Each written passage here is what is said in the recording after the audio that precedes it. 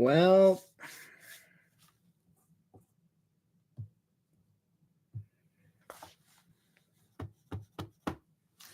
we're here again. The Edmonton Oilers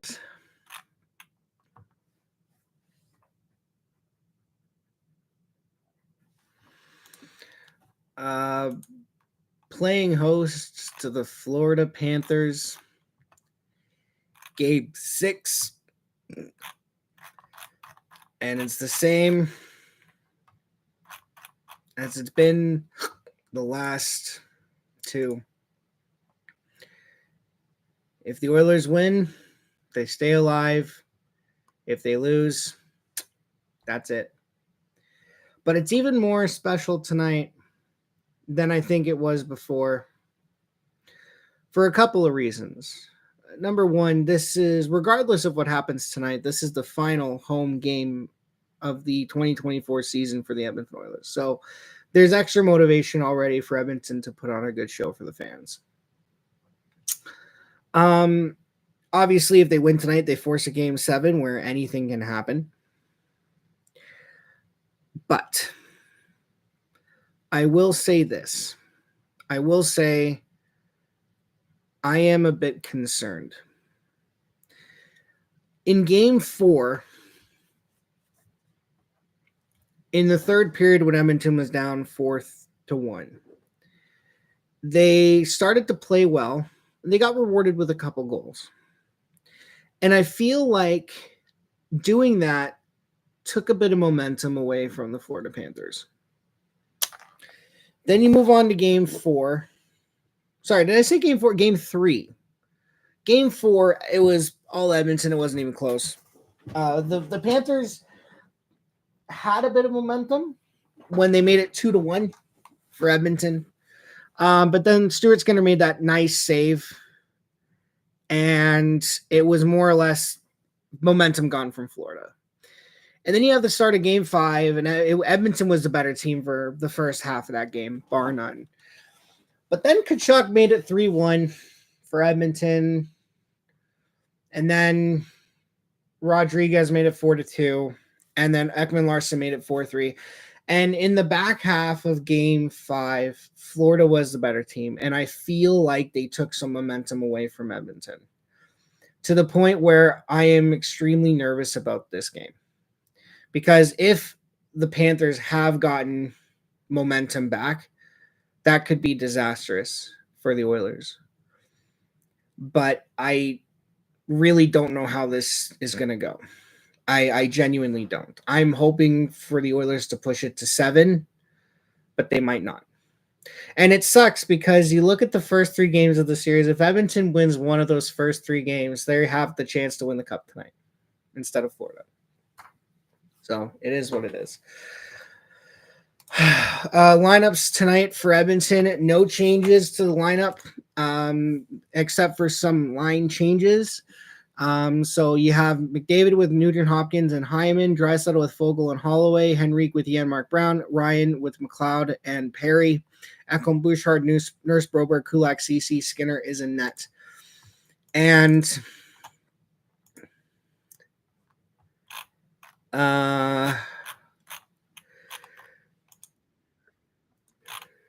yeah, it's nuts. Now the working, I don't want to say working theory, but there was an article on Sportsnet, and normally I don't really read too much into those kind of things simply because they are, they can be wrong sometimes. However, I saw an article the other day that has some merit to it, and that is the pressure might be on Edmonton a bit here. We all said that the pressure is on Florida to close the series out, especially now that they've dropped the last 2 games. And they were saying that the pressure is on Edmonton because the sort of theory or the mindset is if Edmonton wins this game, they're going to win the Stanley Cup. That's where everyone's leaning to right now. They feel like if Edmonton wins game 6, they have more than enough momentum to win game 7. I don't think that's possible because it is game 7. Anything can happen. But I certainly believe that there a little bit more pressure is now on Edmonton than it is on Florida. Because everyone's saying, oh, well, Edmonton is going to tie this up, right? They're in Edmonton. They're in what is going on here?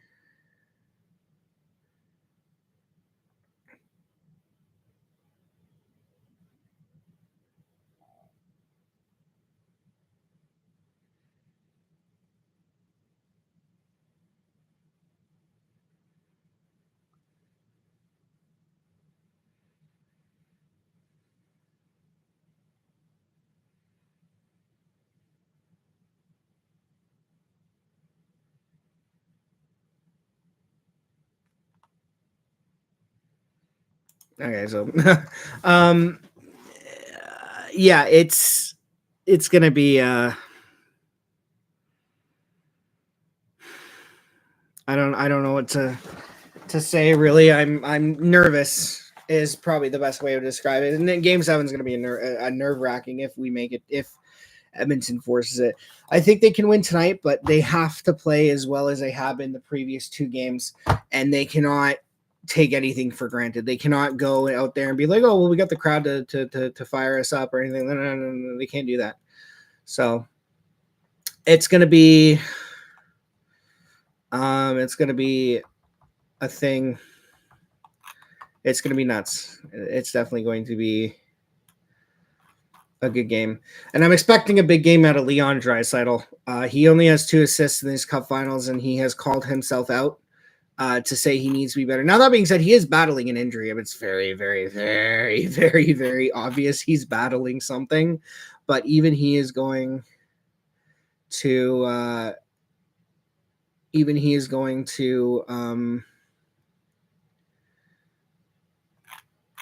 he'll admit that he needs to be better. So we'll see what happens tonight. I'm scared. I am genuinely scared because I feel like Florida is going to win tonight. I feel like Florida is going to win tonight. I do. And it's unfortunate because I feel like Edmonton has been like, look, the sad reality is Edmonton has been the better team in this series for 3 games. They have been pretty even with Florida for 1, and they've been absolutely terrible for 1. So they should be up. And the games where they were the better team, they won. Or they won 2, lost 1. The one game they were flat out terrible, which was game 2, they 100% used to lose. Deserved to lose that one, 100%. There's no doubt in my mind they deserved to lose game 2. They were not the better team. Florida was 100% the better team. The Florida Panthers have made a lineup change. Nick Cousins is coming into the lineup for Kyle Okposo, so a little bit nervous there already. Yeah, this is going to be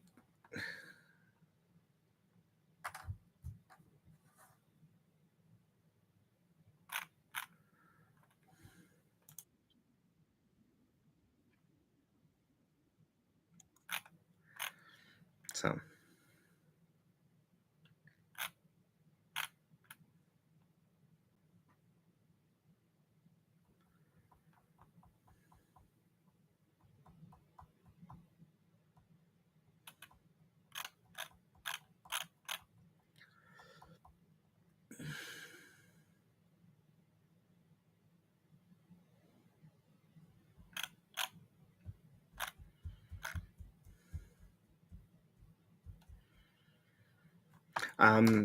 Yeah. So while we're waiting, because puck drop was supposed to be 10 minutes ago and it's 10 minutes away. There was a video on Twitter. Check it out. It's if you want to know how much of a mad hockey town Edmonton is, there were 3 dudes driving a Zamboni in downtown Edmonton with Oilers flags and all that. So, man, I'm not.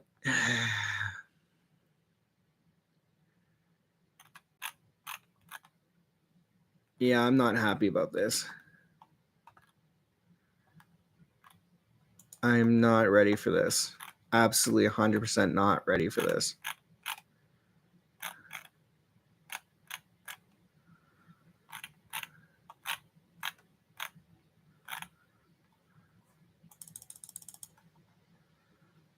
Not ready for this at all.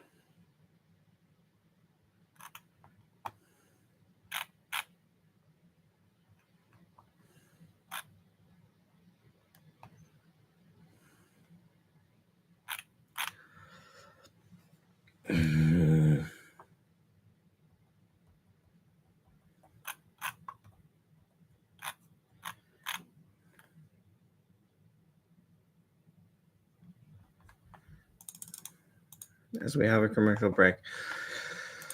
Oh, I am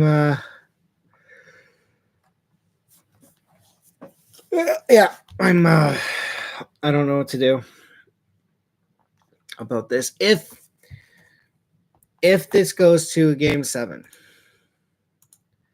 If this goes to a game 7. I am going to do the bare minimum in terms of everything. I'm not going to be listening to a radio.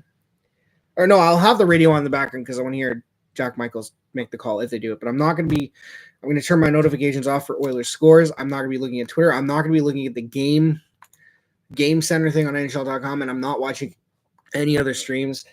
And my stuff is remaining over there. I have my inflatable Stanley Cup, which I deflated after game 3. The Oilers are 2-0 since then, so that's staying deflated. Yeah, it's gonna be, oh boy, like it's already, I don't know what to do. And this was so much easier to do back in 2006 when Edmonton was down 3-2 to Carolina. I really hope. The first 5 minutes will tell me what I need to know. The first 5 minutes are going to tell me how this game is going to go, and that's usually how it goes.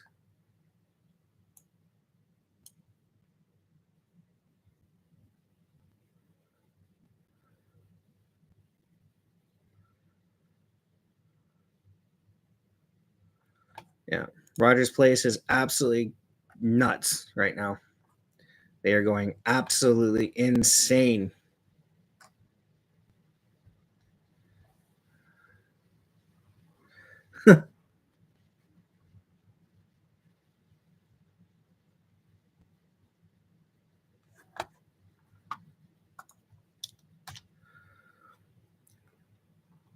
So,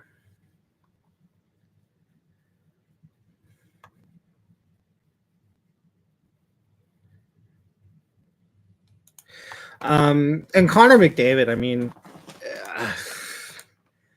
is he going to win the Conn Smythe even if the Oilers lose? That's the question. A lot of people are saying yes. I mean, he broke a Wayne Gretzky record for assists in a playoff run, like a playoff span. He is 2 points away from tying Gretzky in points in a Stanley Cup final. He's got 13. Wayne Gretzky has, Connor has 11. The record is 13 by Wayne Gretzky. McDavid is 2 away from that. 3 away from setting it. Like, the conversation quickly has become, is Connor McDavid going to win the Conn Smythe if Edmonton loses these playoffs? And here's the thing.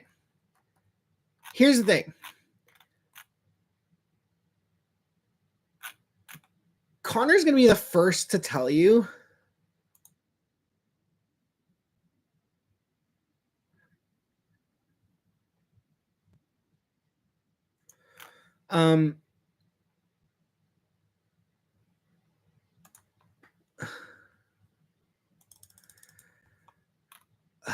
The talk is like McDavid will win the Conn Smythe if Edmonton loses, but McDavid's gonna be the first to say he doesn't care about the Conn Smythe. He only cares about one thing, and his team is 2 wins away from achieving it. So we'll see if they make it one tonight.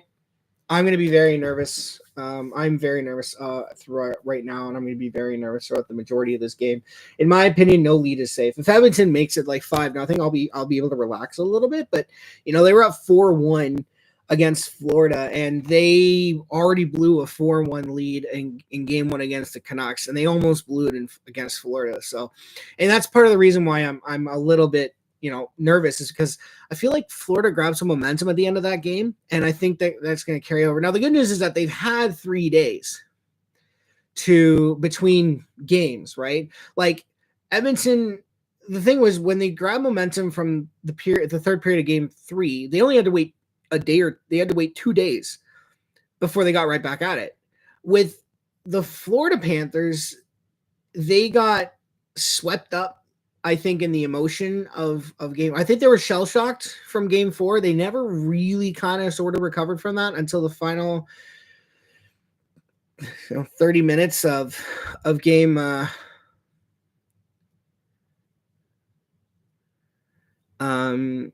the last 30 minutes of game 5, and so I think they have some momentum. So it'll be interesting to see how this plays. Orange, yeah, I'm with you. I'm too anxious, but I got to do this for the people, right?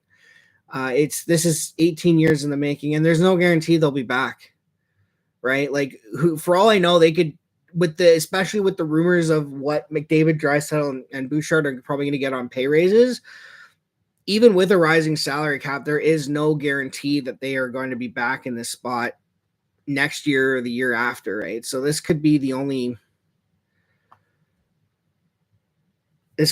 one shot. And even if they win tonight, look, I already know they're going to lose game 7. There's just a part of me that knows, because here's the thing, if they force game 7, okay, that's great. You force game 7 and all the pressure's on Florida, but now Florida's sitting there thinking, guys, we just need to, mind you, they've only needed to win 1 game for the past 3 games, and they haven't done it, right? So I don't know. The mentality is it's game 7, anything can happen, and we'll just see what happens. But I am going to be honest here. I am not looking forward to what's going on here.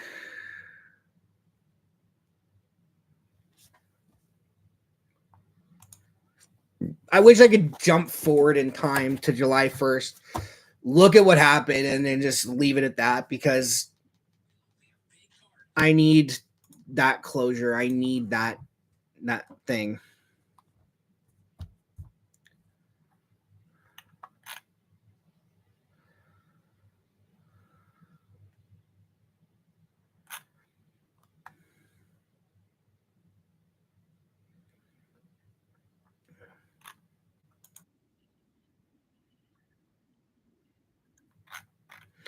The decibel meter hit 113.8 in Rogers Place when the Oilers took the ice. So it's loud. It is loud in there.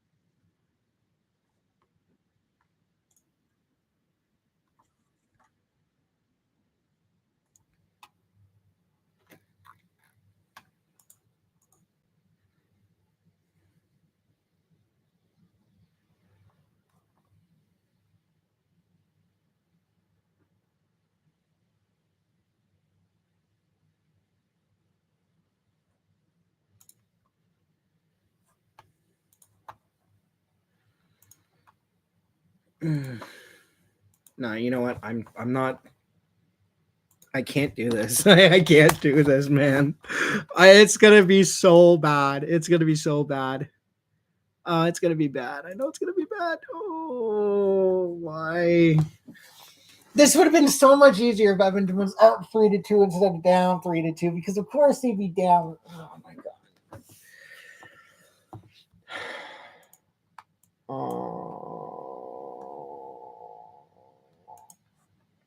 Here we go.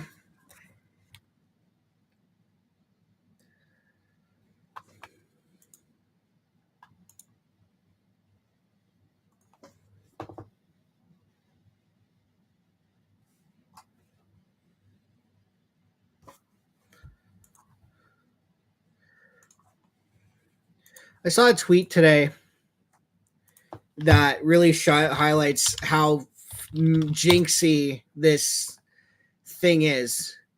There was a tweet.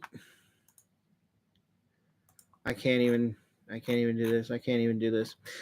No team in the past 78 years has overcome a 3-0 series deficit to force Game 7 in the Stanley Cup final, and no team has ever defeated the Edmonton Oilers in Edmonton to lift the Stanley Cup. One of those things will change tonight. I am not prepared for what's about to happen. Here we go. Opening faceoff is won by the Panthers. Puck dumped into the Oilers zone. Okay, guys, up the middle. When you're trying to clear the puck out of your zone, get up the middle. Panthers, jump on it early. Puck intercepted by, that was the third line. So the Oilers' third line has been playing so good in these playoffs that their last 2 games, they have started the game on the ice. Henrique spins, passes it to Connor Brown. Connor Brown against 4 Panthers. Spins, passes it back to Darnell Nurse. Darnell Nurse sends it over. Shot. Broberg missed the net. Draisaitl goes to Kulak. Or sorry, that's Fogle in the slot. Puck blocked in front. Puck dumped into the Oilers zone. Philip Broberg back, sends it up to Nurse, who goes off the boards because they're not going up the middle. Here goes Draisaitl. Draisaitl with Dylan Holloway. Draisaitl shots off the glove save by Sergei Bobrovsky.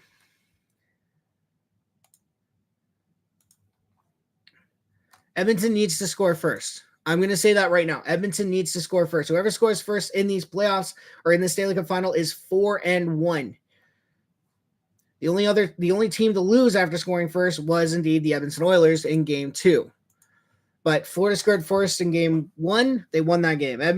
Florida scored first in Game 3, they won that game. Edmonton scored first in Game 4, they won that game. Edmonton scored first in Game 5, they won that game. The only game that this team who scored first didn't win, like I said, Game 2, Edmonton scored first, and they did not win the game, only because the Florida Panthers were the much better team.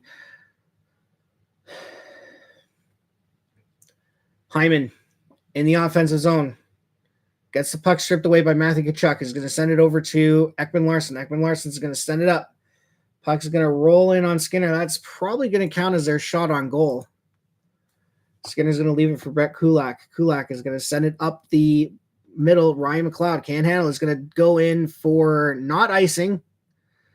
Panthers get it up. Kulak's going to dump the puck in.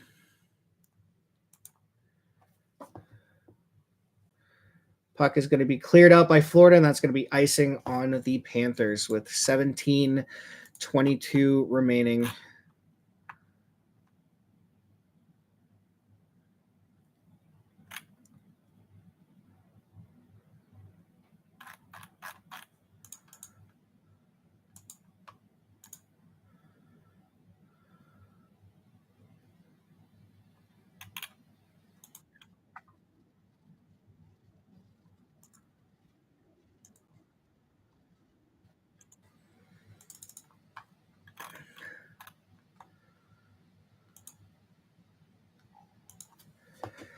Panthers, Sam Bennett's going to clear it out. Ekholm's going to be stopping in his zone. He's going to dump the puck out to McDavid at center ice. McDavid challenging Gustav Forsling. McDavid spins, stops, passes it back to the point. Shot blocked in front. Hyman can't crowd the puck. Here comes the Florida Panthers. They're going to clear it out. Puck is going to be dumped back into the Oilers zone. And what do we got? Do we have a penalty?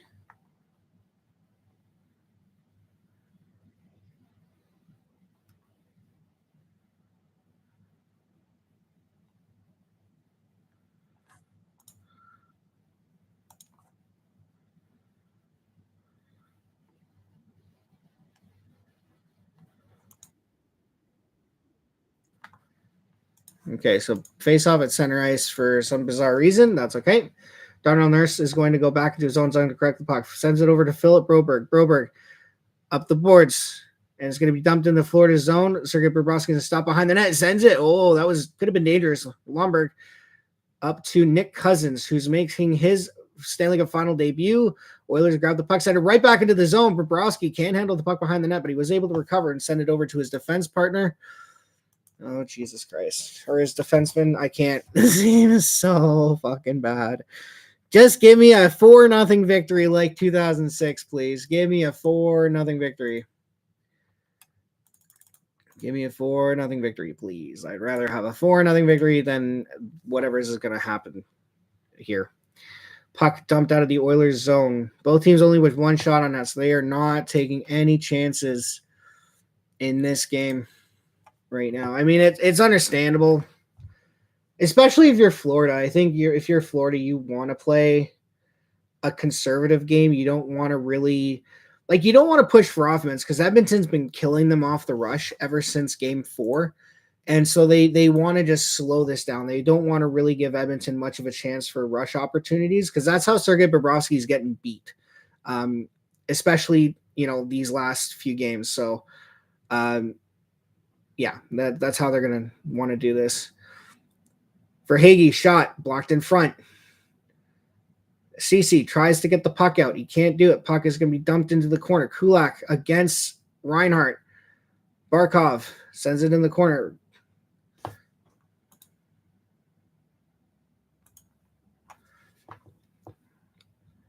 I was going to say maroon there. That's Henrique. Oilers off the boards. Can't get it off the boards. Here goes Connor Brown. Connor Brown stops up. Drops it for Janmark. Matthias Janmark. Into the corner. Janmark shot. And it's going to be caught and held by Sergei Bobrovsky with 14:43 remaining in the first period. Shots are 2-1 in favor of the Oilers.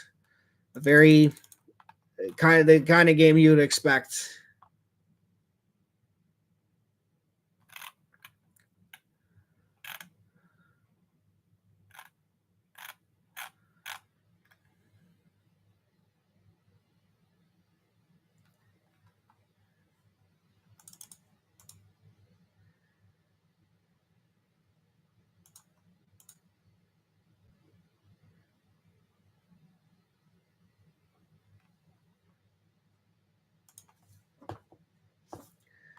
And we have no penalty, but Oilers fans were calling for one.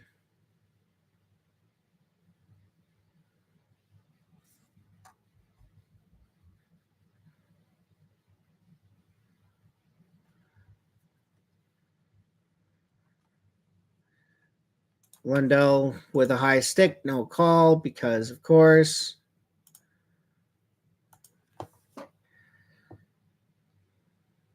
Florida on the breakout. Lusterinen. Puck in front. It was into a crowd, though. Oh, puck just rolled wide of the Oilers' net. Florida buzzing here, and I don't like this. I don't like this at all. Big hit behind the net. I'm just expecting to see 1-0. Like I said, Edmonton has to score first. It's better for Edmonton to score first than Florida. Florida scores first. They can play the trap game and they can lock it down. Edmonton needs to score first here. Broberg's going to dump it in the Florida zone. Bobrovsky to stop behind the net. McDavid is on the ice. Connor McDavid against Aaron Ekblad. But Ekblad manages to get the puck out of the Panthers zone. The Panthers are just going to dump it in.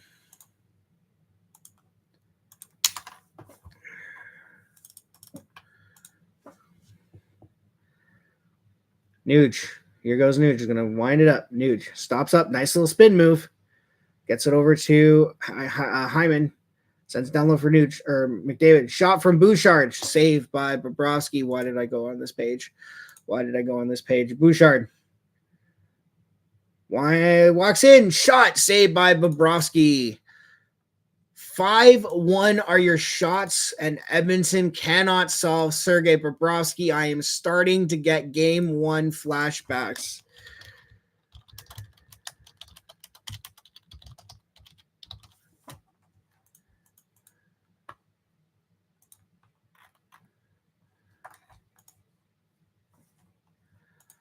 As we have our first commercial break here.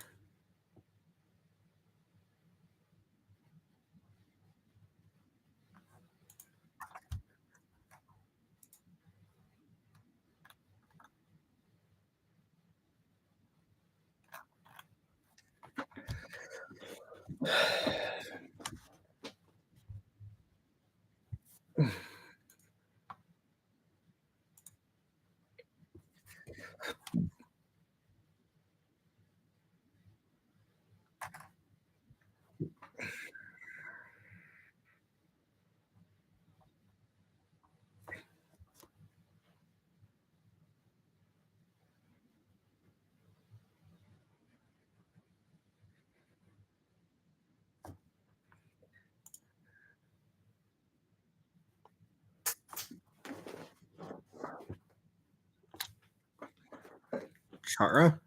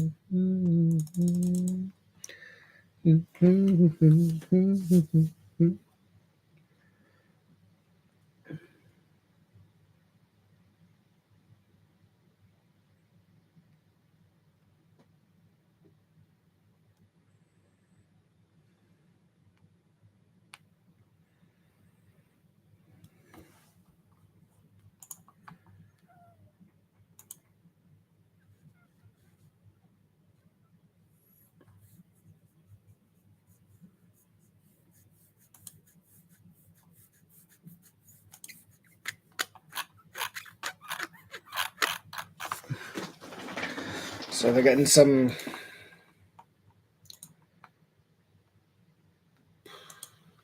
looks like they're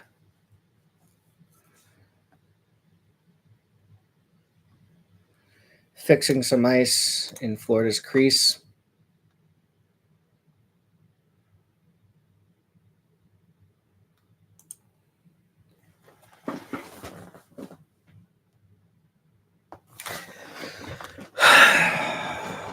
It's either going to go very good or very bad.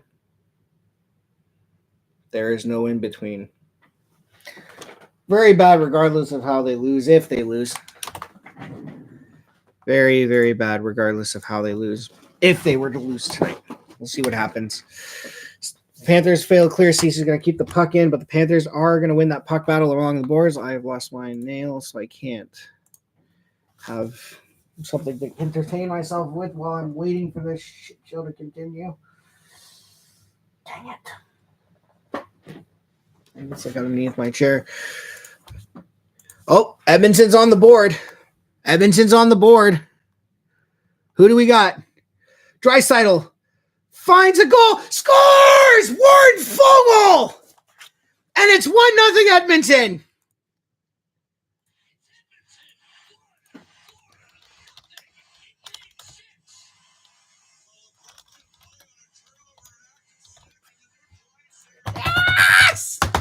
I said they needed to score it first. Now they need to continue putting on the pressure here.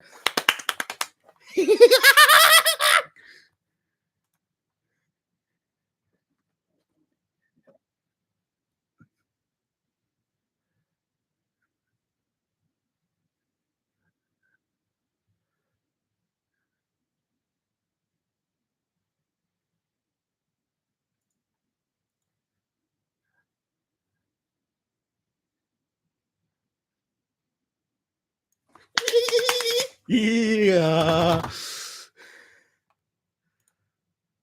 All right, shot. I mean, let's go, boys. Let's go. Let's do this. It's on. Game on. Let's go. Come on, boys. Edmonton needs to continue to put the pressure on. They cannot allow Florida any sort of momentum because this is going to be an ugly one if they get one here. Panthers clear the puck of the Oilers zone. It's not going to be icing. Bouchard over to Ekholm. Ekholm's going to clear it out over to McDavid. Connor McDavid. Here goes Connor, winding it up. Gets his own rebound. Shot. Oh, he just missed the net. Connor just missed it. He shot the puck as soon as he entered the zone. It was blocked in front. He gets his own rebound, and he just sent it wide of the net. And the Florida Panthers have iced the puck with 11:47 here to go in the first period. Oh, my God. Whew, this is good. This is good. I like to see this. I like to see this. I like to see this. I like to see this. I like to see this. Let's go, boys. Let's go. Yes. Nice little pass from Draisaitl there. The Oilers fans appreciate it.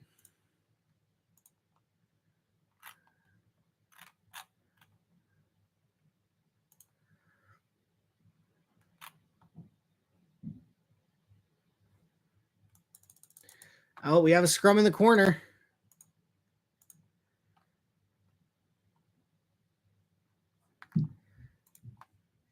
So we have a problem. Well, we don't have a problem. We have a thing, but let's go watch this goal in real time here. So what happened here? Because I missed it. So Ekblad has it in his own zone, sets it over to Forsling. Forsling dumps it over. Tried to find a guy there. He hopped over. So he tried to find Reinhart. Reinhart tried to send it around. Holloway gets it. He gets it out. Verhaeghe sends it over to Barkov. It went off his skate. Oh, it went off his skate, and then Draisaitl was just like, hey, I got Warren Foegele streaking. And there it is.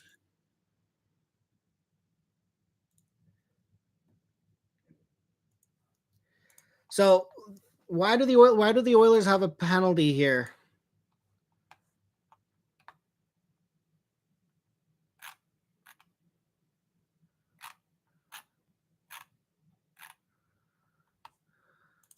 So Florida's on a power play. And if you're Florida, I mean, they're 1 for 16 in the final, and they've given up 2 shorthanded goals.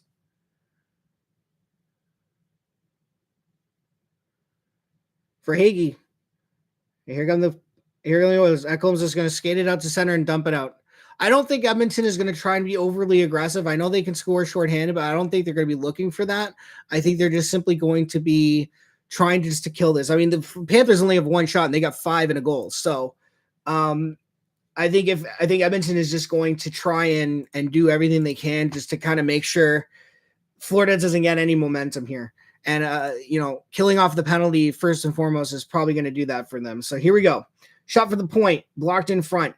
Barkov sends it back to the point for Verhaeghe. Carter Verhaeghe, toe drag, but he can't get around the other guy, and the Oilers are going to clear that puck out. They're going to clear that puck out.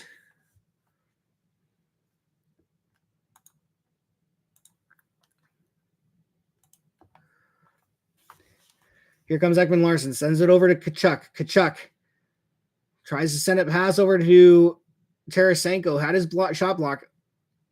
Larson. Tarasenko. Block shot potentially, or that was a shot on goal. I think that was a shot on goal. Bennett. Over to Tarasenko. Can't handle the pass, but he has a control. Bennett. Spins. Back pass. Oh, Connor Brown almost got another break. And he manages to get it, and the Florida Panthers can't score on the power play. Power play is over. Florida still only has one shot on goal in this game.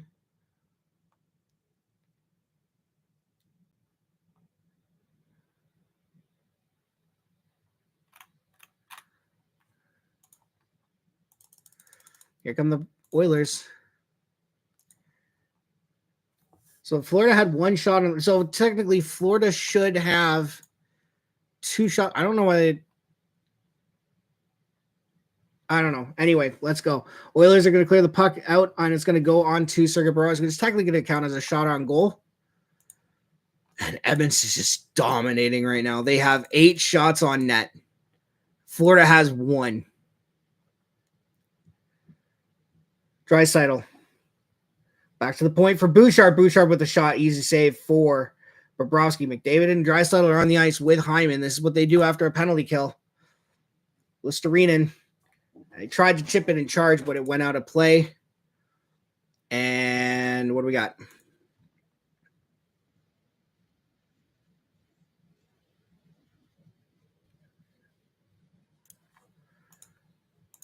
Do I dare hope? Do I dare hope? Do I dare hope that this thing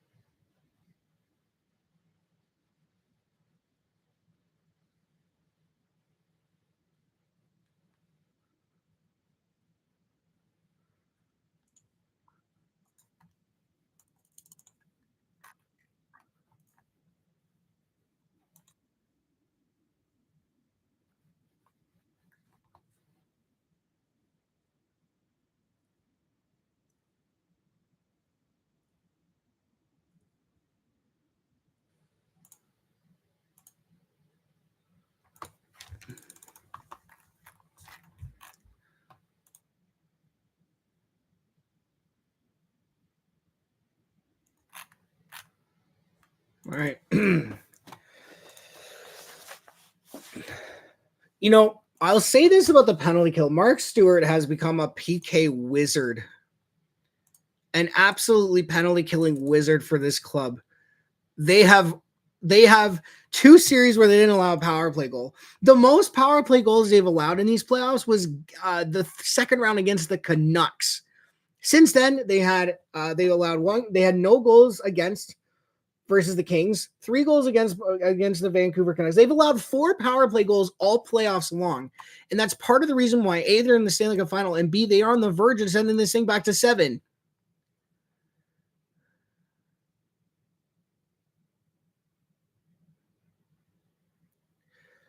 Broberg with a shot and a whiff.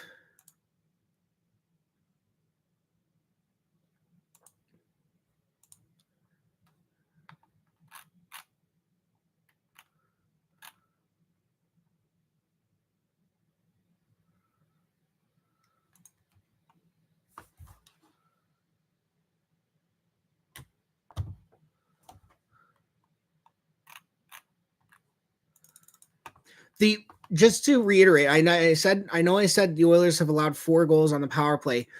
They've taken 66 penalties and they've killed off 62 of them. That's a 94% success rate. You want to talk about a difference maker in the playoffs, and part of the reason why Edmonton lost out in the playoffs the last couple of years is because their penalty kill was leaking goals against. This year, it's not, and it's a big reason why. Tarasenko is going to drop into the Oilers zone. I'm still nervous. So a 1 goal game, a 1 goal lead is not enough for me to be celebratory or anything like that, but it is a major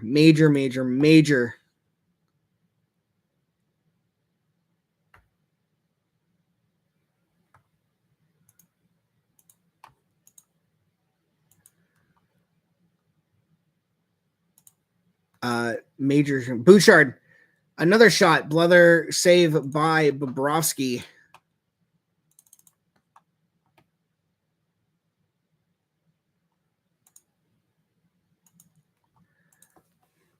McDavid's just like flying in the zone. Shot blocked in front. Here come the Panthers. Lomberg's going to dump it in. He gets hit by Bouchard.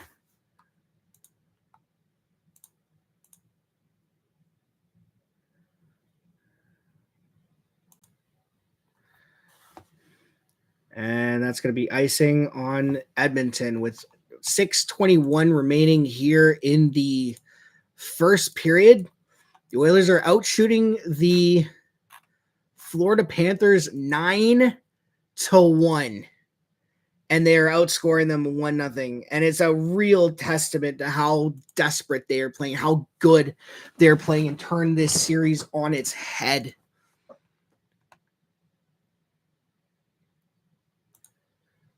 Sorry, my apologies. Shots are 10-1. Ekholm. The only problem I have right now with this start, though, Edmonton's only scored 1 goal. So if you're the Florida Panthers,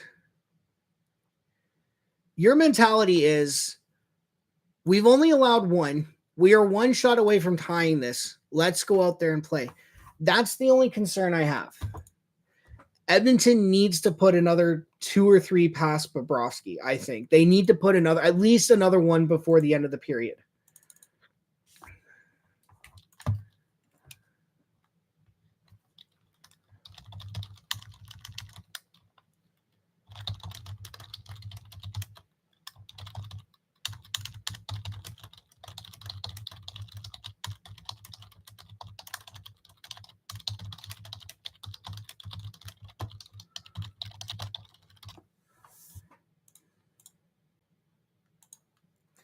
All right, face off to the right of Stuart Skinner, who, by the way, just some crazy stats for you guys. In these playoffs, games 4-7. Where is the stat I saw? Let's go to Sportsnet because they'll tell you. There is a stat here. Games 4-7 in these playoffs.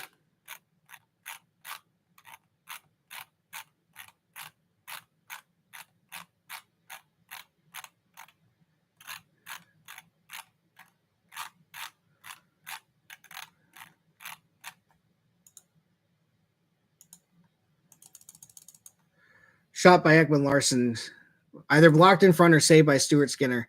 Okay, let's go to NHL. Let's just go here because I want to see something.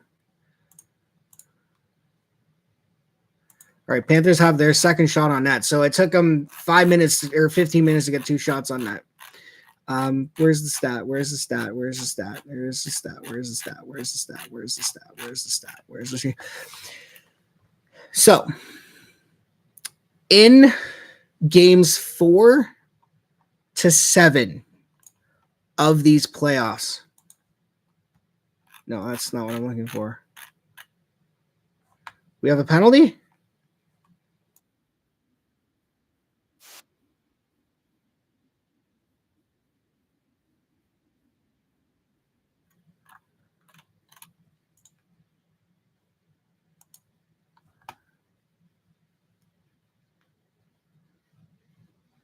Oh, so the Oilers are going to the power play.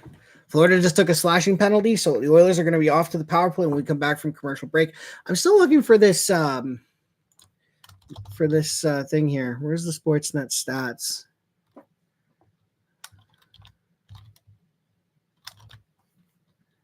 Sportsnet stats. Maybe this will tell me.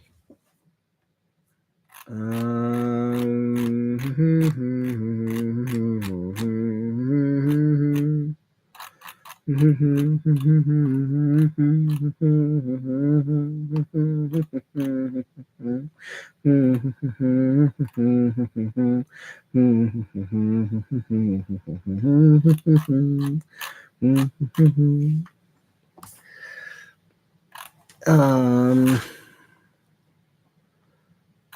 do we got?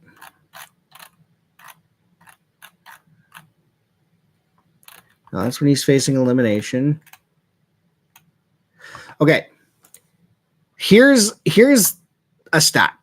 June 18th. So this is from 2 days ago, before game 5. So in games 4 to 7, okay, so his well, it's dropped. So let's go ahead here and see if we can get it updated. Okay, here we go. So from June 18th, so that was 3 days ago. So this was after the Oilers won game 5. In games 4 to 7 of these playoffs, Stuart Skinner has not lost a game. He's 9-0. He's a 1.56 goals against, a 938 save percentage, and 1 shutout. He has been dialed in when Edmonton's needed him.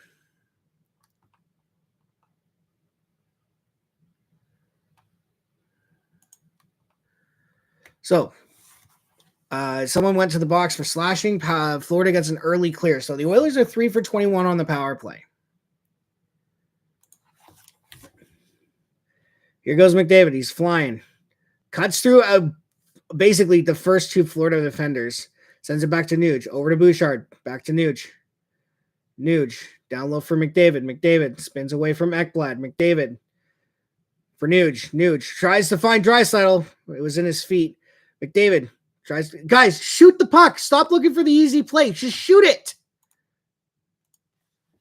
Shoot the damn thing. You have an opportunity to go up 2-0 here.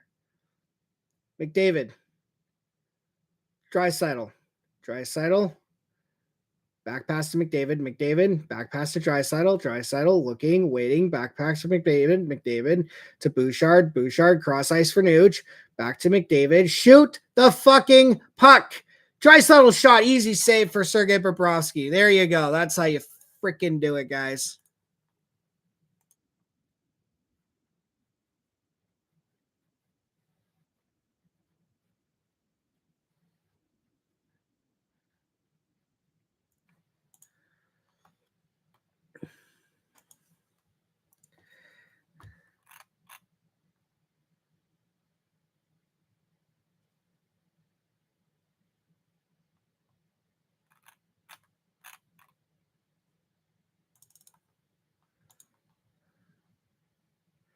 All right, so Edmonton doesn't score on the power play, unfortunately, but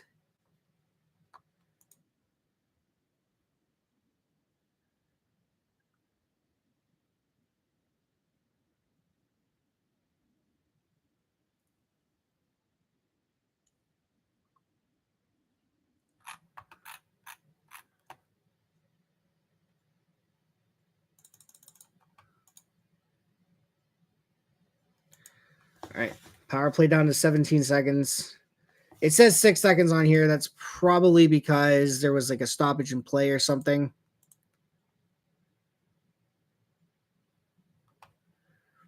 And what we got? Offside. So 2:32 left in the first period. Oilers are outscoring Florida 1-0, outshooting them 11-2.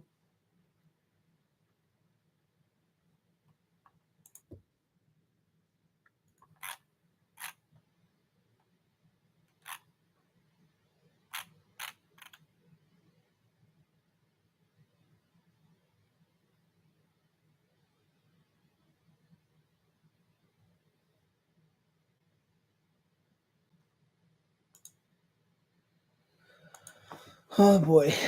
All right, so power plays over. Philip Robert's going to stop behind the net. Sends it over to Darnell Nurse. Nurse is going to flip it into the Florida zone. Kachuk can't get it past Adam Henrique, but the Florida Panthers do come up with it. Nurse. Forecheck from number 17. That's Rodriguez. Here come the Oilers. Henrique. Well, they're not going to get another one like I wanted. Unfortunately, they're not, and this is what worries me.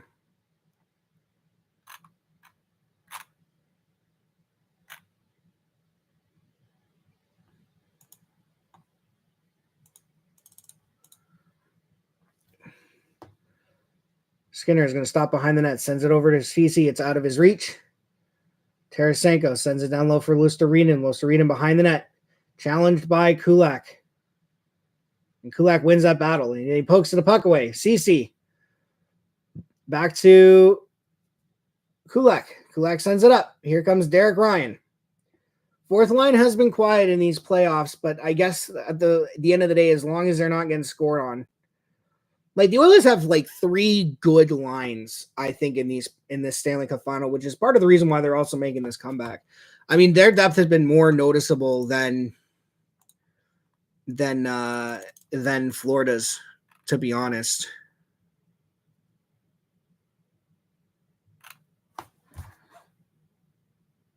Fuck. 1:13 left. The nerves are calm a little bit, but they're still present because I know this is going to go south very quickly. This can go south very quickly because, you know, like I said, Florida is only 1 shot away from tying this. And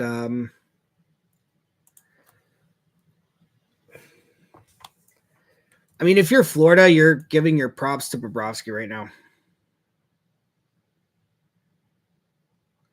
I just hope we're not in for a reverse Game 6 versus Dallas where Edmonton just puts everything on Dallas. But in that, well, mind you, in that game, it took until the 3rd period for Dallas to get 1, and they only got 1. So.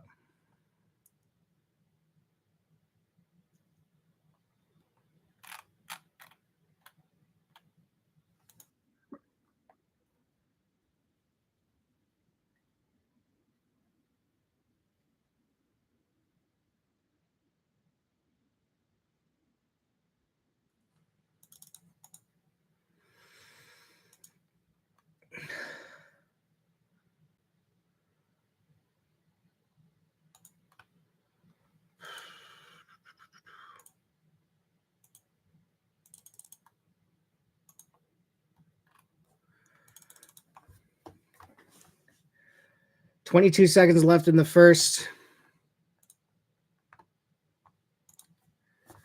Puck dumped into the Panthers' own. Hyman's going to get it behind the net. Kind of gets hit by Ekblad. Hyman, Nugent, McDavid working into the corner. Puck into the other corner. McDavid sends it back to Bouchard. 4 seconds left. Bouchard with a shot. Up high. Missed the net. And the first period is going to come to an end. And the Edmonton Oilers, an absolutely dominant first period.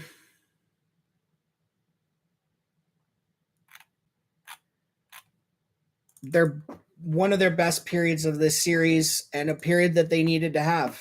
But as I've said, they only have a 1-goal lead. Florida is 1 shot away from tying this, and I can guarantee you they are not going to be very happy with how that period went. They are not going to just come out with the same kind of effort in the second. So the Oilers really have to continue to play well, but they need to get more pucks past Bobrovsky. I know they got 1, and that's great, but they need to get more. And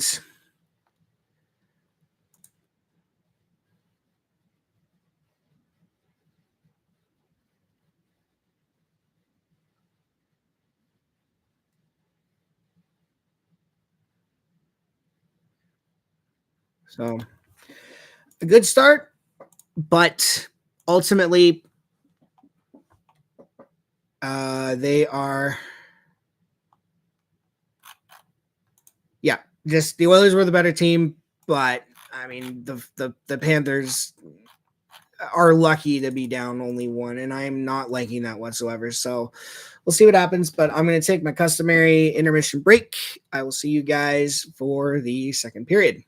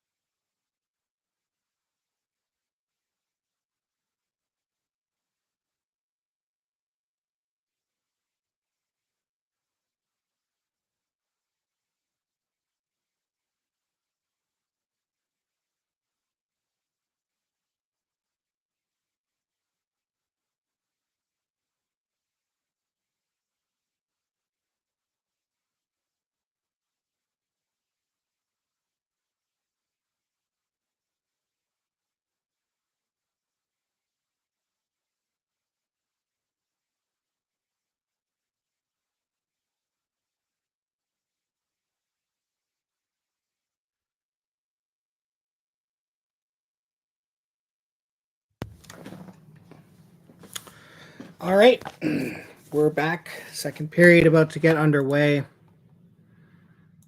And the nerves are, like I said, the nerves are still here.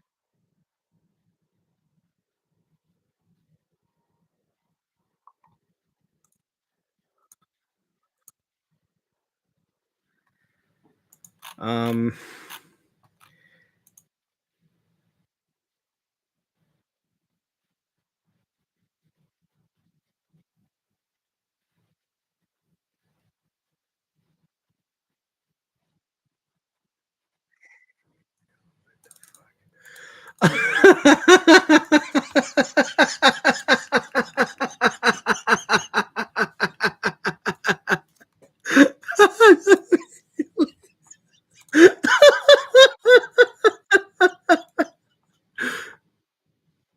can I?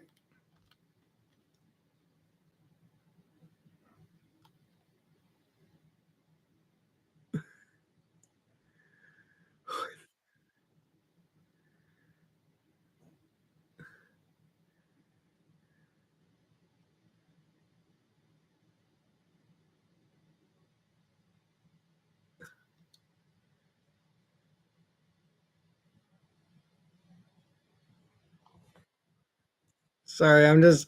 No, you didn't hear it, but I was watching a video and I was like so stupid. Um,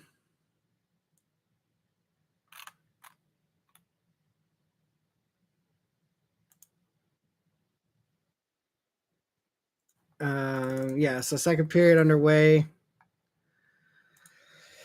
Oh boy.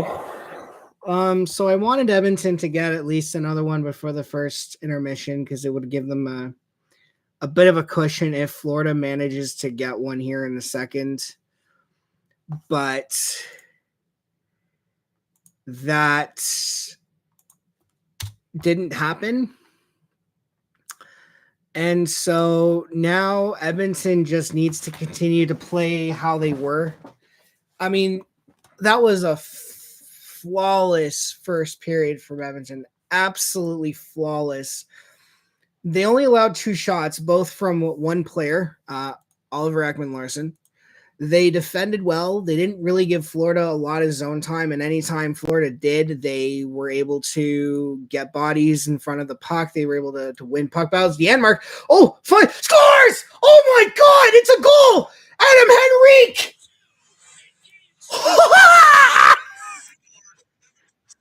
Holy crap! Matthias Janmark to Adam Henrique, and it's 2-0. Holy crap. 46 seconds in.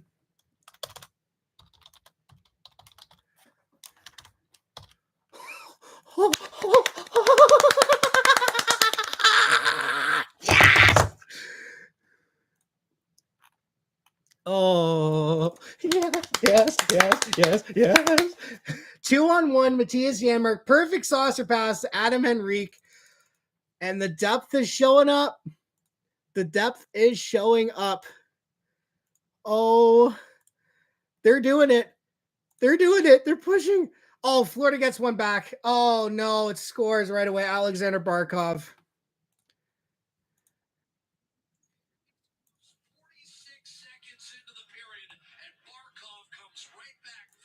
Well, we're right back to where we started. Oh, Edmonton might be looking at something here. So what do we got? Potential offside here. Oh, it might be offside. Might be offside.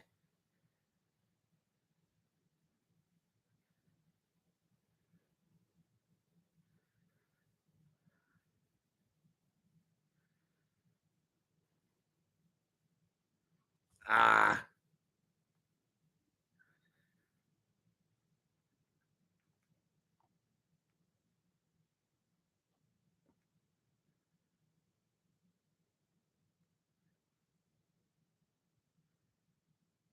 Yep.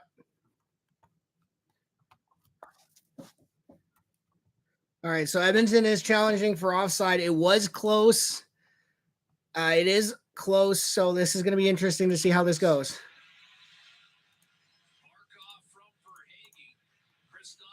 this year on challenges, 4 out of 6.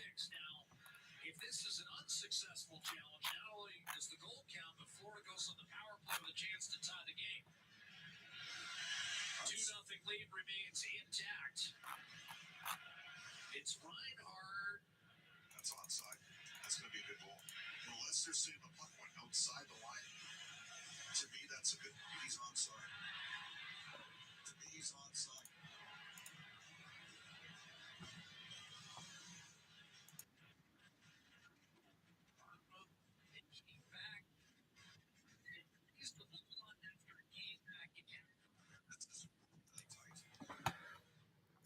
I don't generally care. It's close. I'll say that it is close.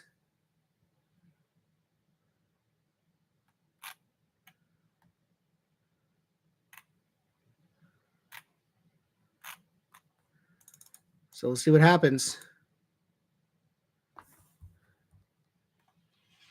There's a freeze frame from along the blue line. So we'll see what happens.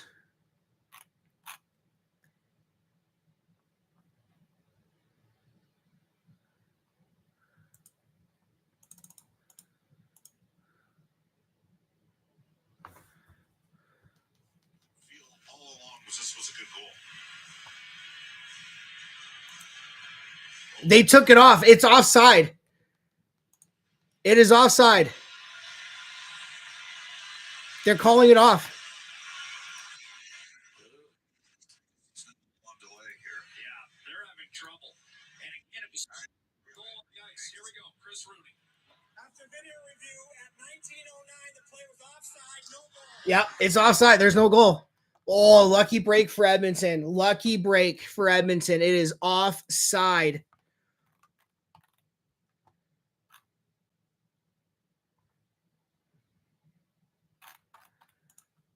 Well,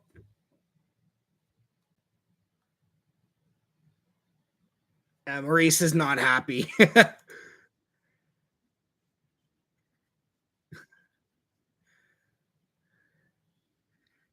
Oh, that's a lucky break. Okay, Edmonton needs to run with this. They're up 2-0. They gave one up immediately. But damn.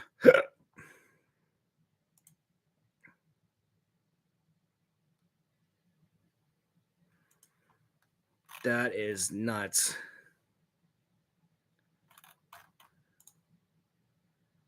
All right. Well, shots are back to 12-2. So Edmonton has that 2-goal lead back. And that's a crushing thing if you are Florida. That was a successful challenge from Edmonton. And I think they retain their timeout now because of it. They don't lose it.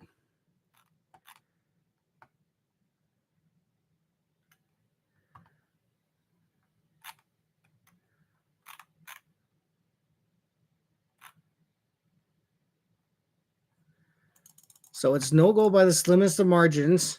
Now, Edmonton needs to run with this. I don't think they lost any momentum. I mean, that was like too quick for them to sort of worry about. Oh, Panthers can't get the clear.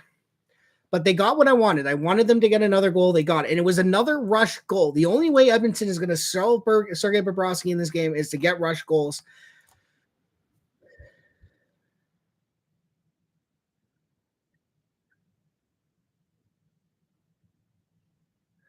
So here we go.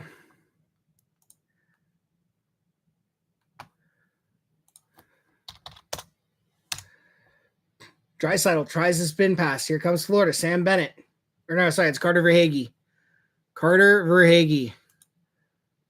Shot saved by Stuart Skinner. Man, Edmonton caught a break. They got a break for sure.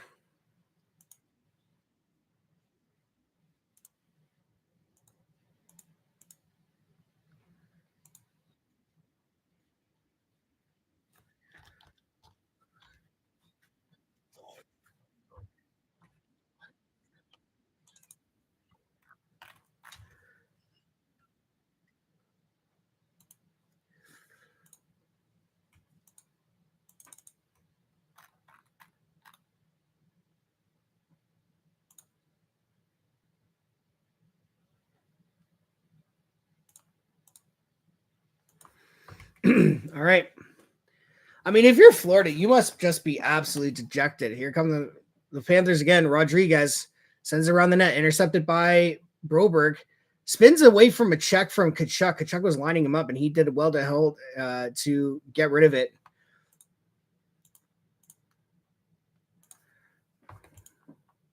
$18-14. So my thing is like behind here.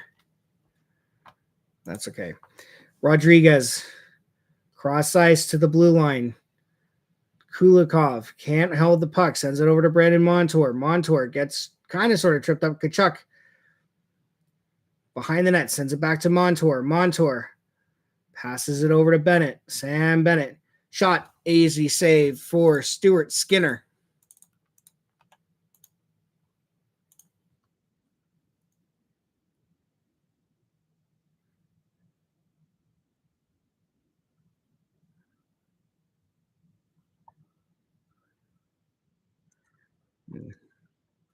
Yep. And the Panthers are frustrated. They are going out there. We're getting some rough stuff. Broberg is going at it with Sam Bennett.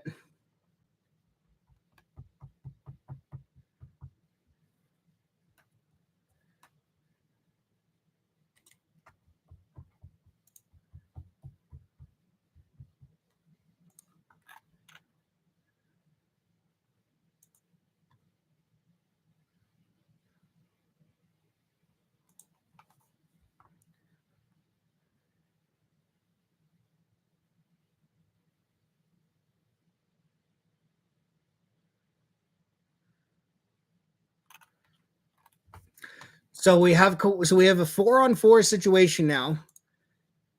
Tkachuk and Janmark are off.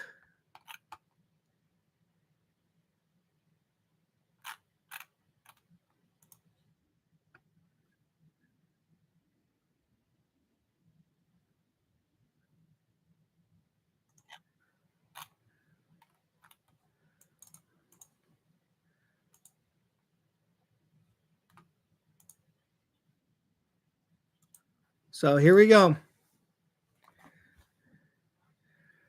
Draisaitl loses the opening faceoff. Barkov with a shot blocked in front. 4-on-4 for 2 minutes. Sorry, did I say Barkov? That was Ekblad. Puck poked out of the Oilers zone. Draisaitl can't get the puck. Kulak over to Ceci. Ceci up for Hyman. Zach Hyman. Down for Draisaitl. Draisaitl. Interesting pairs that he's going with here. That's not McDavid. Draisaitl with a shot. Where's the puck? It's loose in the slot. Nothing doing. And this NHL thing is like really bad right now. They're stuck on shots. All right, Ekholm challenging. Okay, McDavid's on the ice. Tarasenko for Barkov. Drops for shot. Blocked in front. McDavid. Here goes Connor. Connor challenging. That's a trip. That's a trip. And they're not going to call it as such because, of course, they're not going to call it.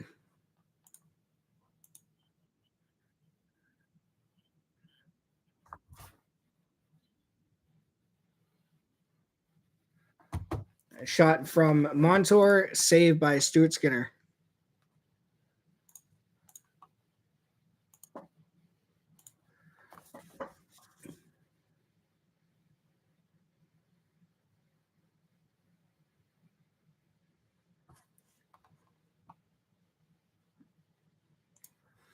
All right. There's game on.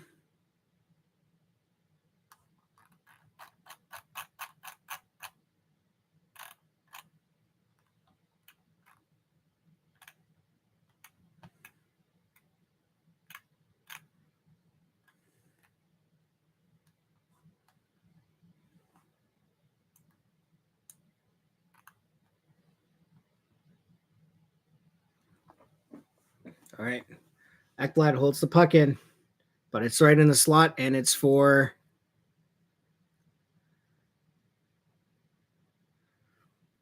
thing. Puck is going to roll down on the ice, and it's going to be icing against Edmonton.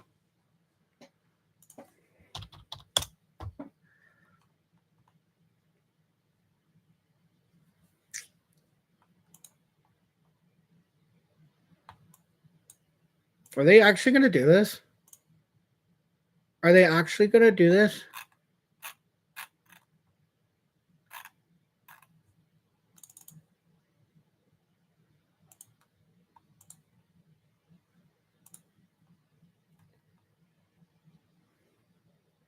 There we go. That's better. 14:42. Okay, so we're back.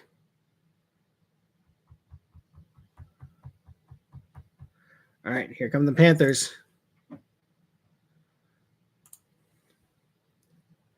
Bennett. So the 4-on-4 is over. Puck dumped out by Edmonton. Bobrovsky's going to send it up to Montour. Montour. That's going to be offside by Florida. 14:42 left in the second period. The Oilers are up 2-0. Trying to force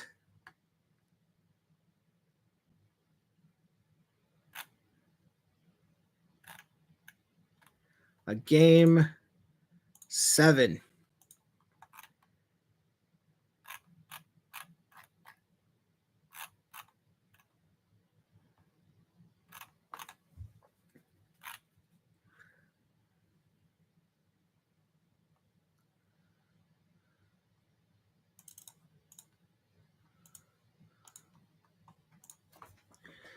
Kulak over to Cece. Cece's going to dump it into the Panthers zone. Oilers going to go in the forecheck. McLeod pokes it back to Corey Perry. Corey Perry back to McLeod. McLeod working in the corner with Perry. Perry working it. Sends it down low for Ryan McLeod. McLeod sends it back to Kulak. He bobbles it at the line.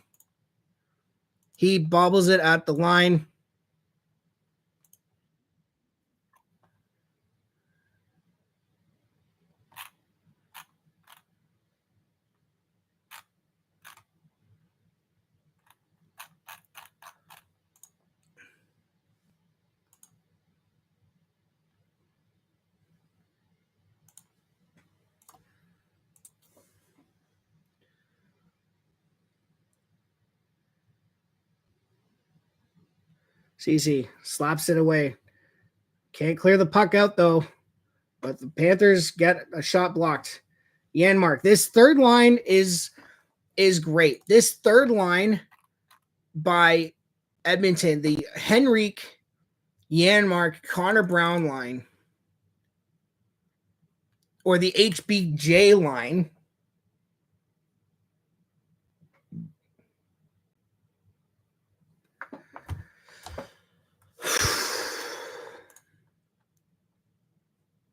I'm still not happy with the 2-goal lead. I feel like Edmonton needs to get another one here.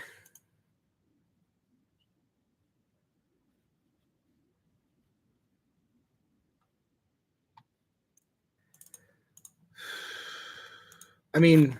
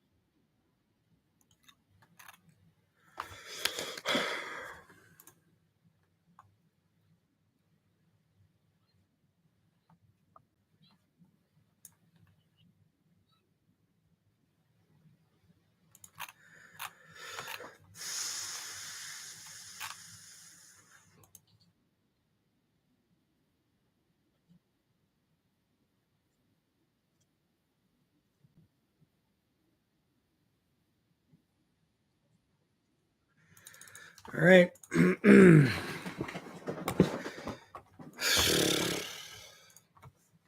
I feel like this is going to go the way I think it's going to go, and I'm not prepared for that. I am not prepared for where I think this is going to go because I am 100% committed to the whole. The Oilers are going to push it to Game 7 only to lose in Game 7. So we'll see what happens. But I mean, this is a. It's just, I mean, you can't ask for anything more. I think you can't ask for anything more from this club. But I mean, the game is not over. We're approaching the midway mark of this game, and the Oilers only have a 2-goal lead. I feel like, again, the Oilers need to get another one here. Puck in the slot. Holloway back to Ekholm. Ekholm with a little stutter step. Tries to send it in front. Holloway. Oilers can't get the puck. But now they do. Draisaitl at his own blue line. He's winding it up. Leon. He gets taken out. But no penalty as per usual. The refs aren't calling anything. We've had two power plays, one for each team, and a 4-on-4. So both teams have taken 2 penalties. Luostarinen sends it down low for Tarasenko. Tarasenko sends it back to Barkov. Barkov avoids a check from Draisaitl. Ekblad fires, missed the net. CC is going to try and get it out, but he can't. Shot into the glove of Stuart Skinner. He's going to drop it and leave it. And what do we have? Do we have a penalty?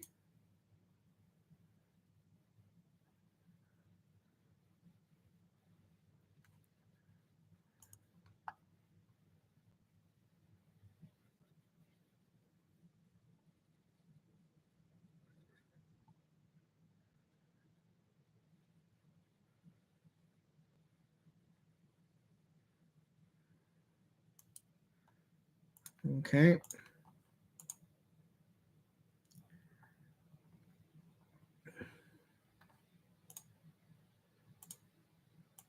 So Draisaitl got double hit from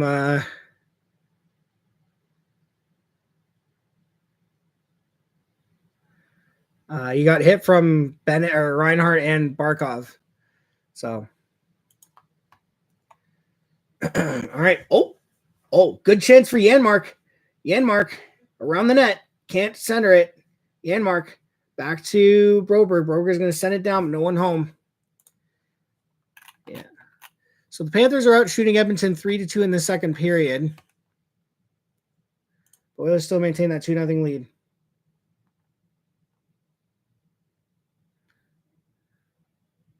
Skinner.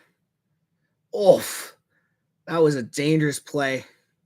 That was a dangerous play by the Skinner there. He sent it right to a Panther who sent it cross ice trying to catch Skinner napping, and it just missed.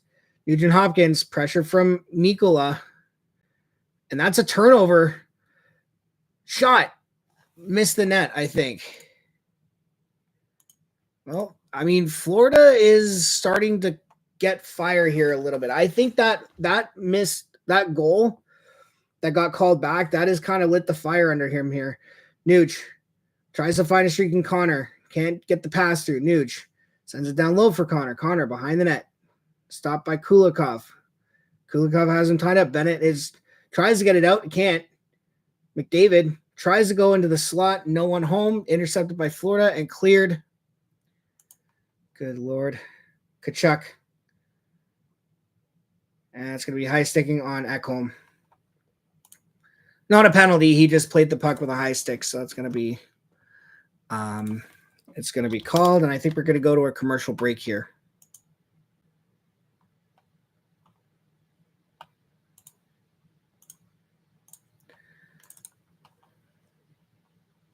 Oh, no commercial break.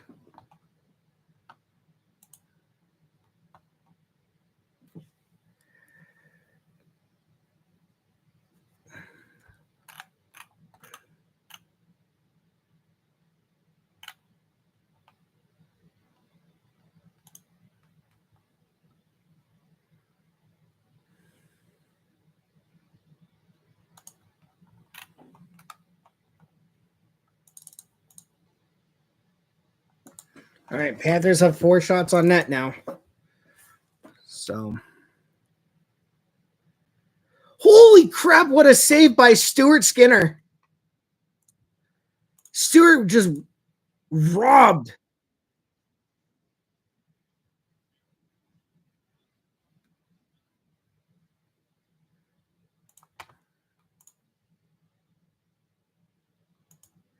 Skinner tries to go off the boards. It's intercepted by Nick Cousins. Like, guys, off the boards is not working. It's not working. Get off. Corey Perry clears it out into the Panthers zone. Ekblad's going to stop it, but he tried to send it back to his D partner and couldn't get it there. Try it again, Ekblad. As Verhage trips over Corey Perry. Skinner stops it, sends it over to Kulak. Kulak sends it over. Here comes CC. He was going to get hit, so he just stopped up and sent it into the Florida zone. Oh, boy. Stop at the line by the Oilers. Fogle tries to send it out in front to Holloway or Draisaitl. No one home, or no, it wasn't no one home. It hit the net behind. Ekblad over to Forsling. Forsling sends it out. Nurse over to Broberg. Broberg with the guys. Come on, simple passes. That's going to be a penalty. Oh my goodness gracious.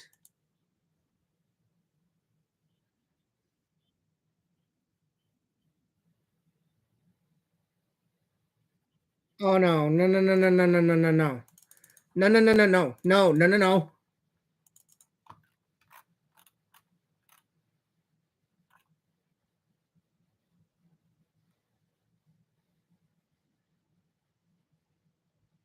I think Skinner will be fine.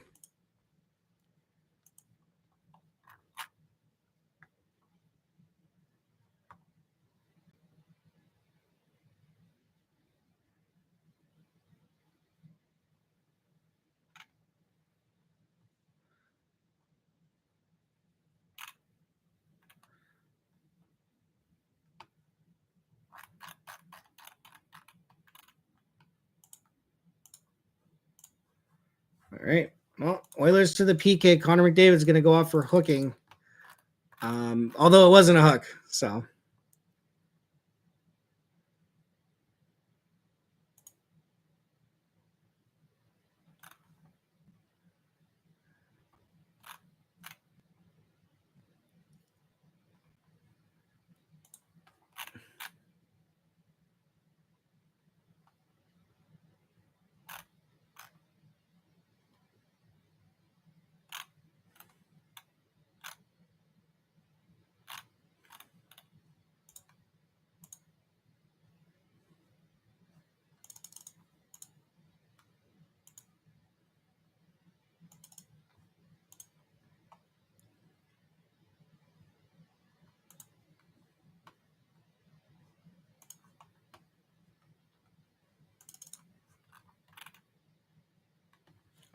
Wait, is the next game on Monday?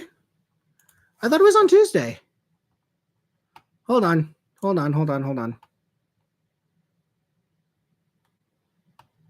June 24th. Oh, that's a Monday. I thought it was Tuesday. Oh, that's going to make things even worse.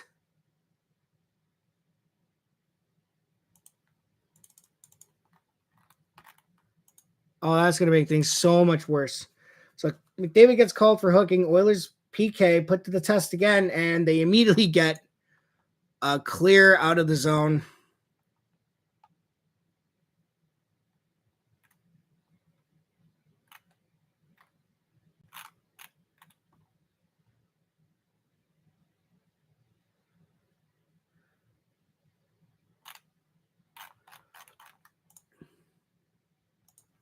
So Florida on the power play.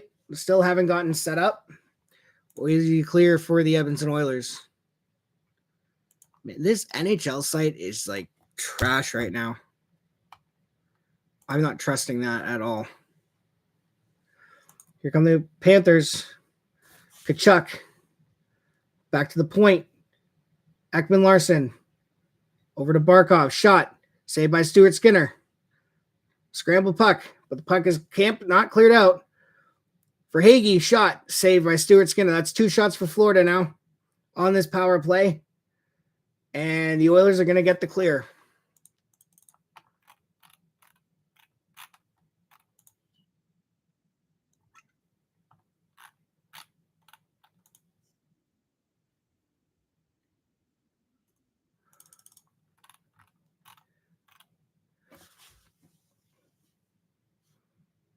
Puck cleared out by Edmonton. 26 seconds left in the Florida Florida power play.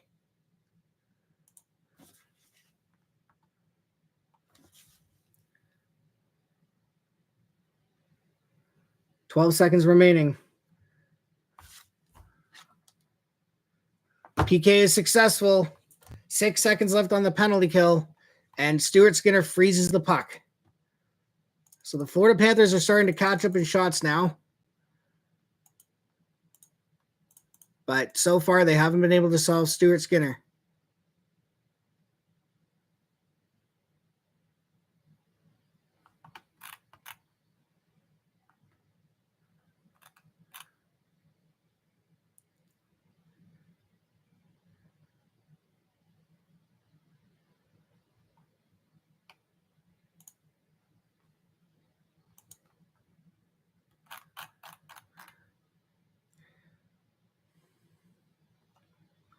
Puck in front. Puck is out. And McDavid, almost was away to the races. Puck cleared into the Oilers zone. And we're down to 6:49. Draisaitl can't get it out. McDavid, nice defensive play though. Hyman, forechecking, grabs Florida.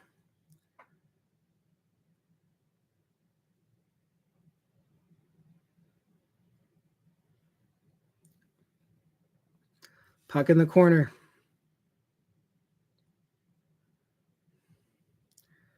And that's going to be offside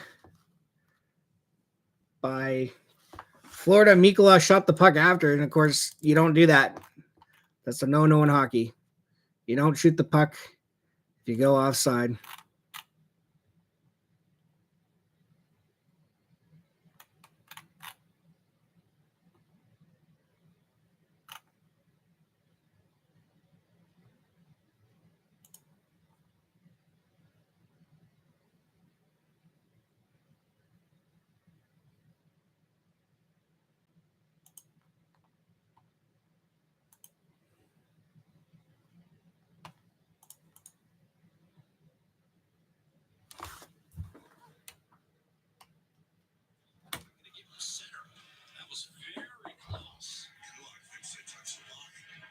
And we have an icing call against Edmonton.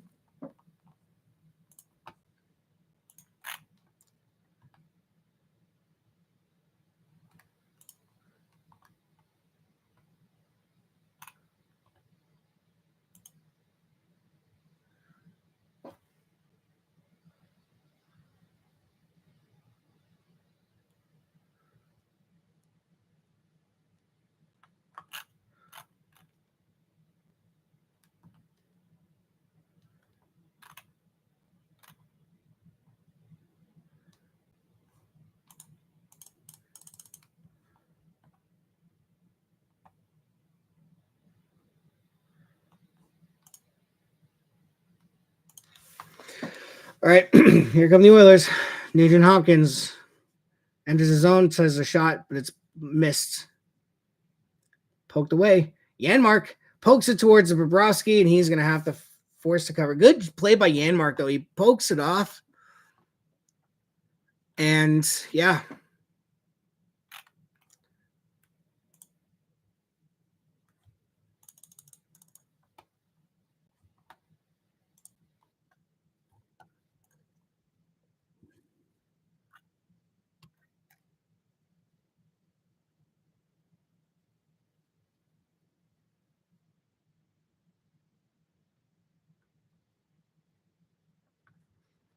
Yeah. All right, we go to a commercial break. Yeah, I can't. I honestly, I don't think I can really complain about what's going on here. The only thing I can complain about is if Florida's out shooting Edmonton 8-3. They haven't scored, which is good, but I mean, now they're 2 shots away. So.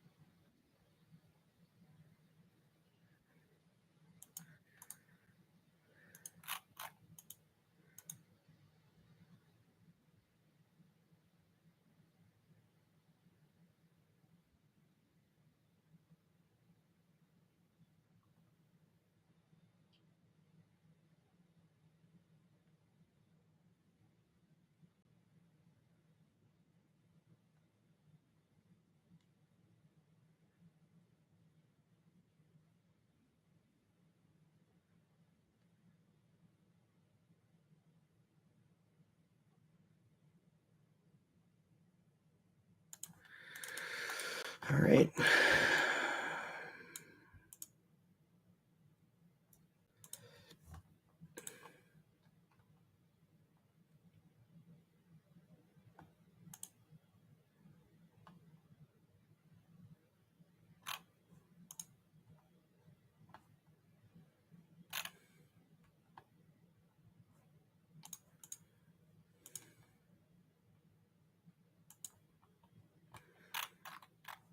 Okay, we have a potential shot on goal here. I don't know.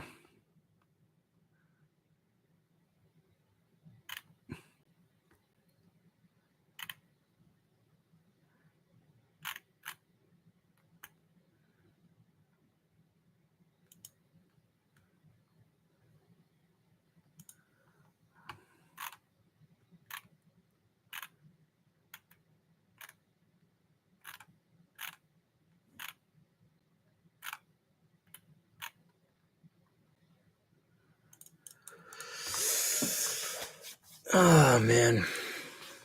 All right. Well, 5:14 left in the second period. Shots are still 15-10 in favor of Edmonton, but Florida has started to pick it up a little bit. I'm glad Edmonton got that second goal. Ekholm to Bouchard. Bouchard can't clear the puck out, but the Florida Panthers can't get it back in. Hyman for Hagee. Sends it over to Bennett. Bennett against Ekholm. Bouchard sends it around. No one home for Florida. Hyman is going to chip, Nude's going to chip that puck out for Hagee. Back to Mikkola, or is that Ekblad? I can't tell. Kulikov. Oilers can't get the puck out. Oh, God. Here we go. Barkov shot. Saved by Skinner. That was a bad play by Edmonton. I don't know what the heck that was, but that was a miniature 2-on-1, and Barkov just decided to rip it. Oh, puck mishandled by both the Florida player and Dylan Holloway, so that's a moot point.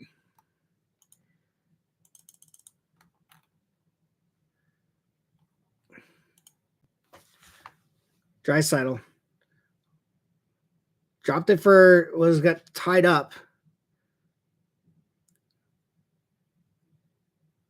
Puck flipped out. Not icing. Draisaitl against Mikkola. Mikkola manages to get the puck. Sends it down or out, and it's going to be held in by, well, it was going to be offside, not offside, icing, but Bobrovsky went to play it behind the net. Montour.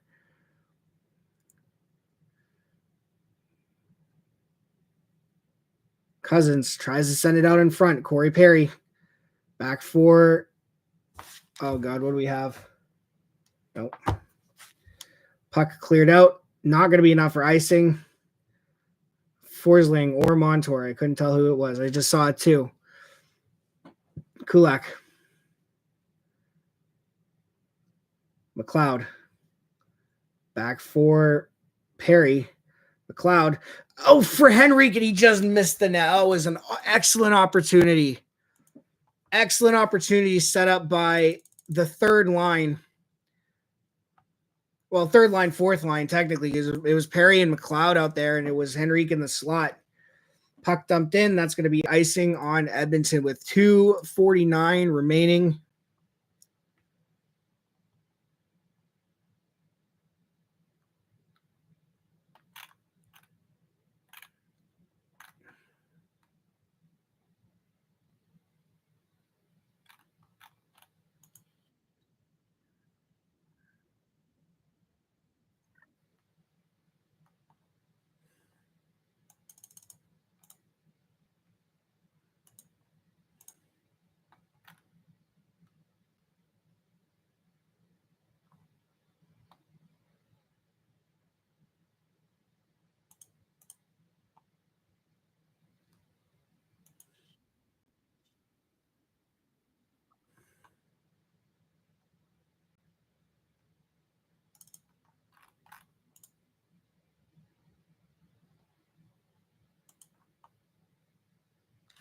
All right.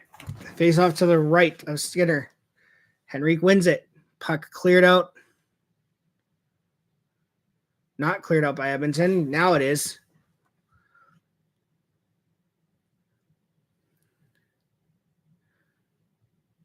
Henrique on the forecheck.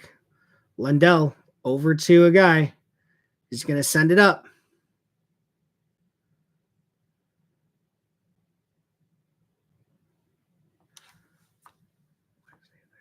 Okay, that makes sense.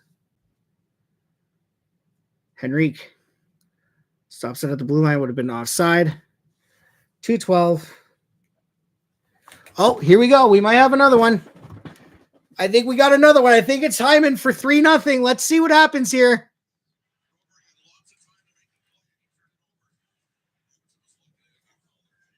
Here we go. Oh my God, Skinner.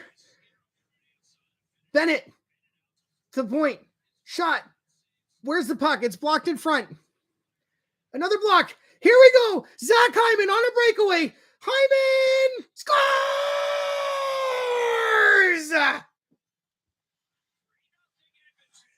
And as Jack Michael said, it's 3-0 Edmonton in Game 6.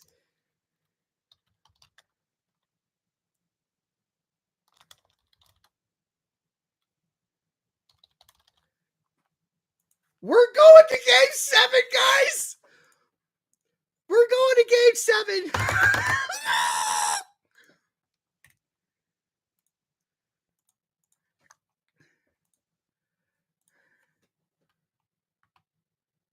I know, right? It's great. It's oh my God, we're going to 7.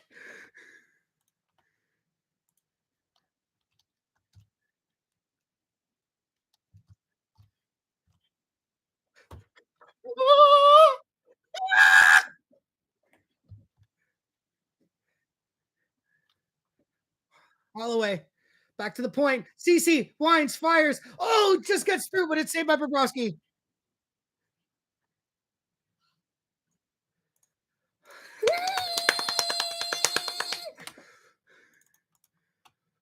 They're doing it, guys. They're doing it.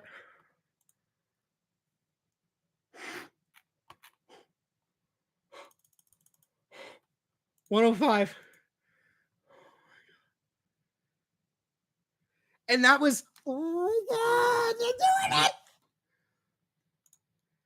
Zach Hyman scored his 16th goal of the postseason, which is the new record in the salary cap era that was set by Sidney Crosby and Alex Ovechkin.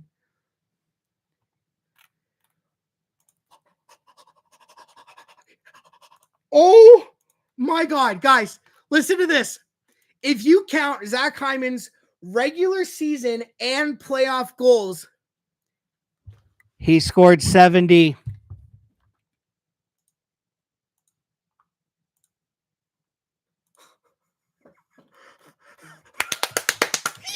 Yes! They're going to do it. They're actually going to do this. I can't believe that they might actually do it. 4, 3, 2, 1. And the Oilers are 20 minutes away from Game 7 after being down 3-0 in this series.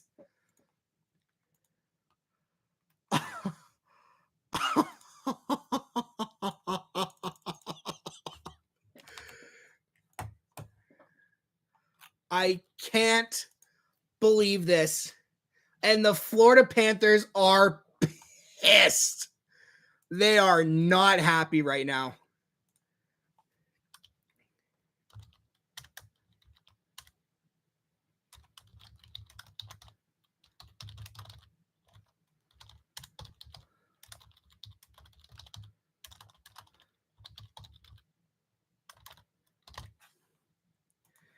And if you're the Florida Panthers, you are shitting bricks. The Florida Panthers are shitting themselves big time. I cannot believe this. This team is, you know what? I'm going to say this. The 2-9-1 start was the best thing that could have happened to this team because if they can crawl back from that, they could crawl back from anything. I cannot believe this is happening. I cannot believe this team was dead after Game 3. And I just wish they could be winning it tonight. I really wish they could be winning it tonight.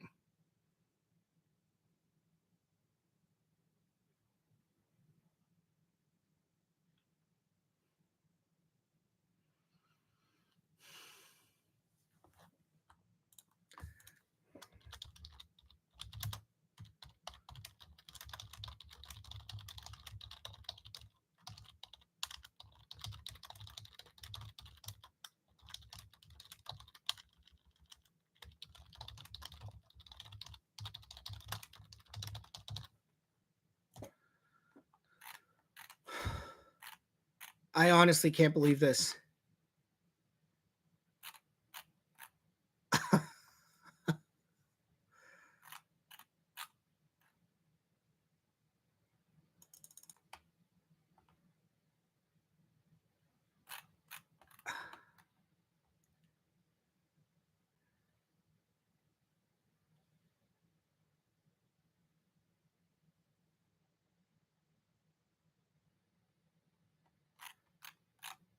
And you know what the best part is?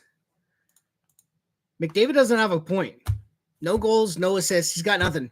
He's got bagels on the board, and the Oilers are up 3-0. The narrative that this team does not have depth, does not have defense, and does not have goaltending being completely destroyed in this entire playoff run. I love this. And you know what the worst part is? The worst part is they still have to do it one more fucking time, and they're not going to do it one more time. I can guarantee you they're not going to do it one more time. But we'll see what happens. Going for my intermission break. It's 3-0 Edmonton in game 6, and they have 20 minutes away from forcing a game 7. But this game is not over. The Oilers had a 4-1 lead against the Vancouver Canucks in game 1 of round 2, and they squandered that. They had a 3-goal lead against the Florida Panthers in game 5, and they nearly squandered that one before they had to bury an empty netter to get it back to 2. So I am not saying the Oilers are have won game 6. We're 20 minutes away from it. But this is about as good of a start as you could have asked for. I'll see you guys for the third period.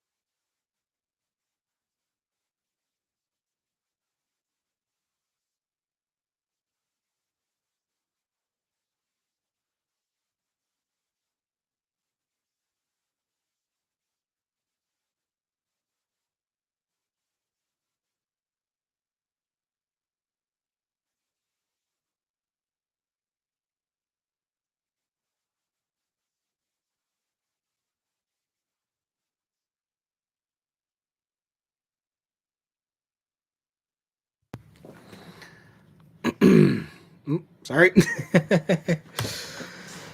All right. Well, welcome back. Second period about to get underway. And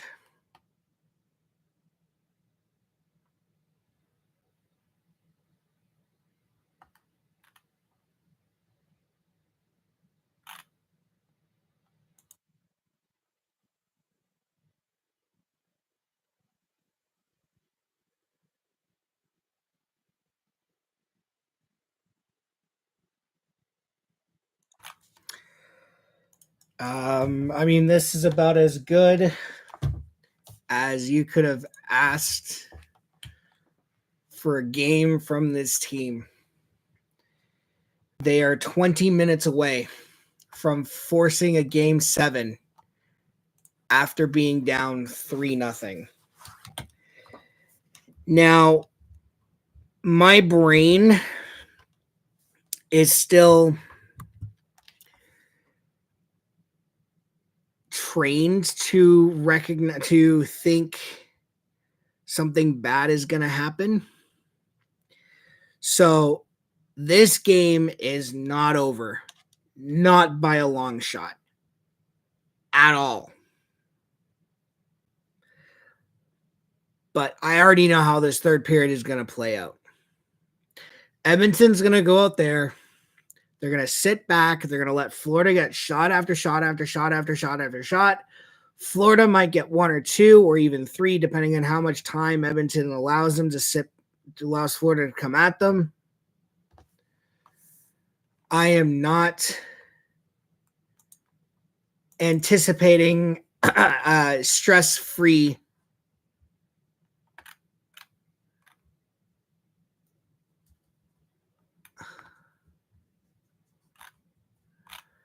I am not expecting a stress-free third period here. I am expecting a Florida team to come out with their best effort. And if not,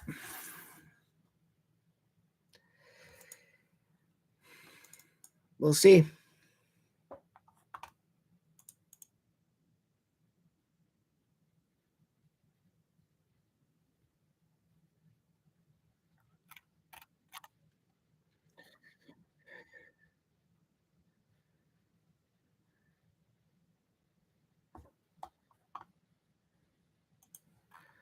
Yep, 20 minutes away, and this place, Rogers Place, is rocking.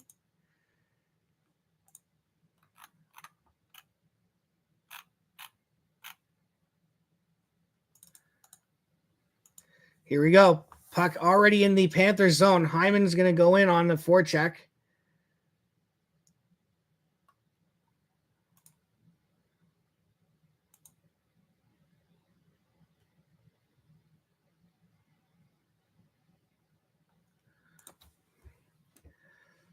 Oilers dump it into the Panthers zone. Forsling. And that's going to be icing against Florida. So what do you think the mentality in Florida's dressing room is? Like, obviously, if you're Edmonton, your emotions are high. You're going into that locker room going, "Oh my God, we were dead, and then we came back, and we're going to do this." But in Florida, like, what is your mentality?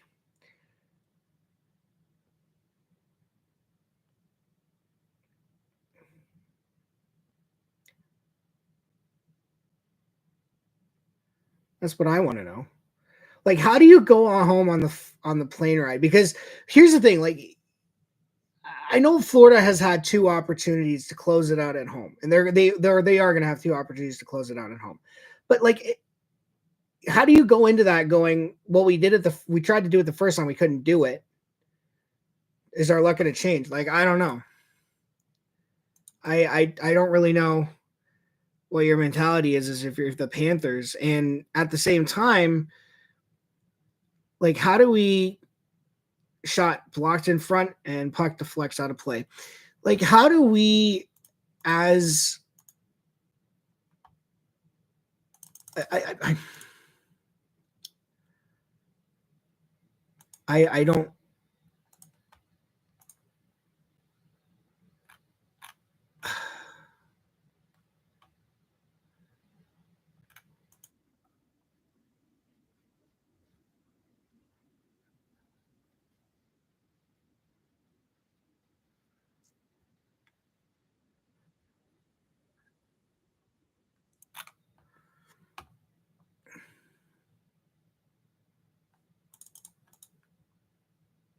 Oh, well, there it is. The Panthers get one back.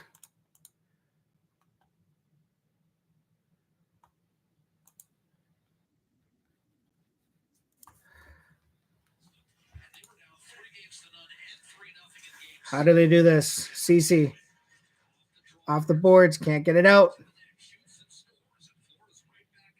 Barkov. Oh, nice move. Oh, yep. I knew this was going to happen. Nice little move from Barkov, and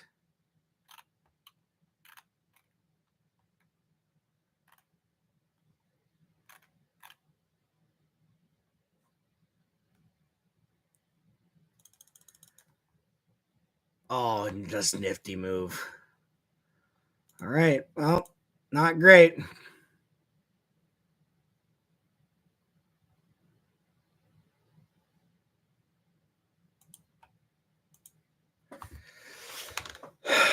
$18 minutes. So it took Florida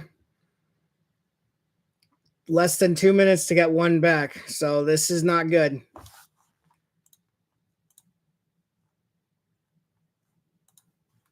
So there will not be a shutout in Game 6 for Edmonton. That's about as good goal as it's going to get. Bouchard. Up to a guy. Shot. Oh, man. If Fogle got there, who was that in the slot? Someone was in the slot. If they just get a stick on that.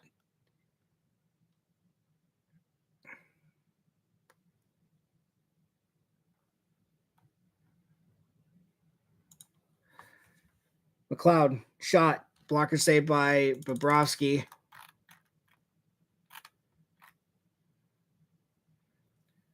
Here comes Rodriguez.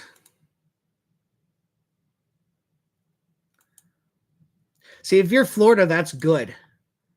That's good for Florida. You got one that early. Now you're putting doubt. Now you have more time to get another one or two.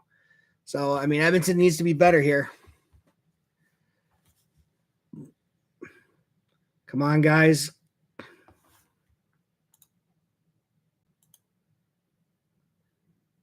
Here goes Hyman.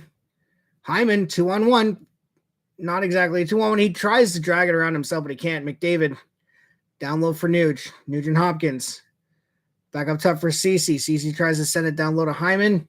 And the puck is going to get deflected into Bobrovsky. 16:55 left.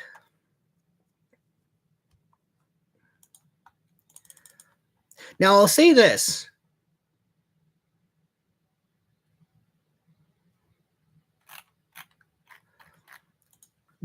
I think the Panthers scored they scored 4 minutes and 4 seconds in, not 2 minutes in. And they scored 4:04 into the third in Game 5 to make it a 1-goal game. I'm just hoping they don't do it again.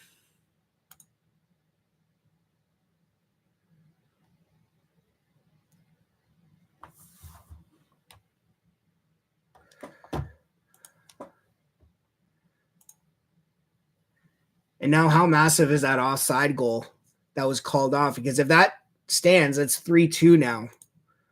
Actually, no, if that stands, that could have changed the complexion of the entire game. Because it was still 2-0 Edmonton. So it'd be, who knows what could have happened.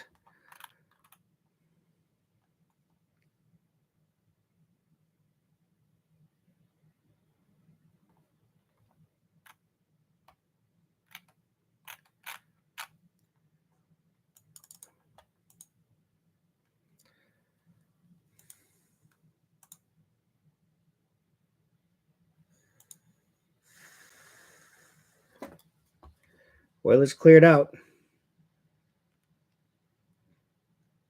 Lundell with a nice little move. Nice little move by Lundell. Oh, he almost did it himself. Oh, man, I'm not liking this at all. I liked it better when it was 3-0. Wraparound stuff. No joy on that. Kulikov sends it down low for Tarasenko. And the puck is cleared out of play. I think we got a deflection. 15:35 left in the third period.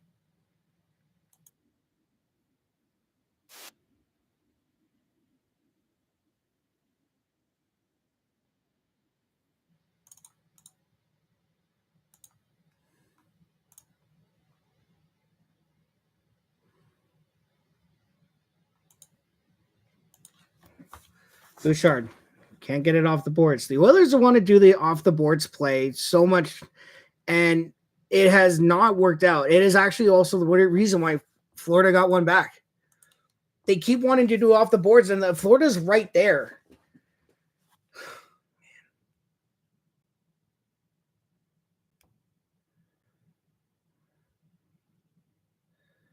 Shot.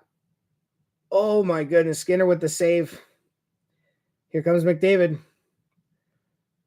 Chip in charge, but he's got 2 Florida Panthers on him. Forsling.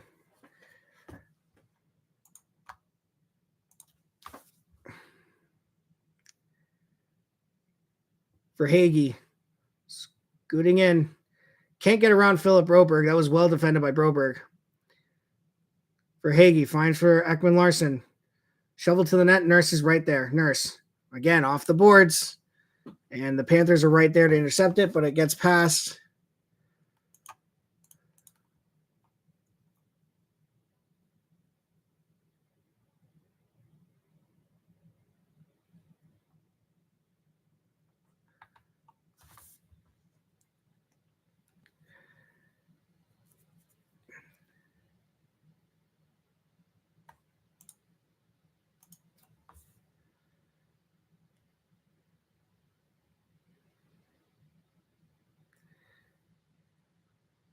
Oh, and Ryan just took a penalty.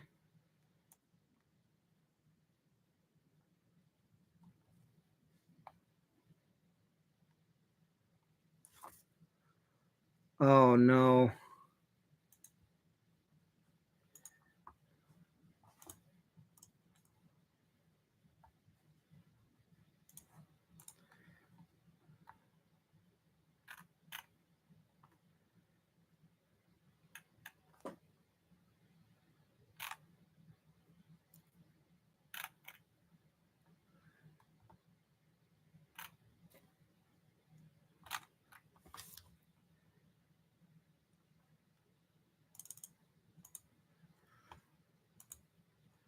So Florida, this could go bad. Florida's on the power play.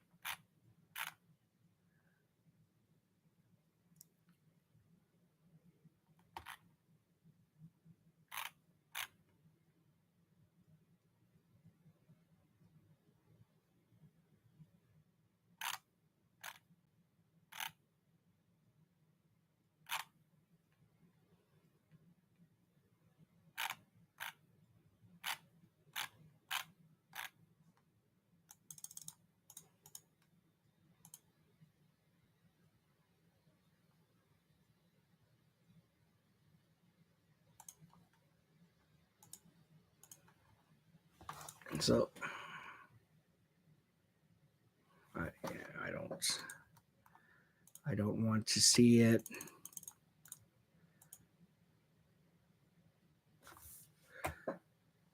I don't want to see anything here.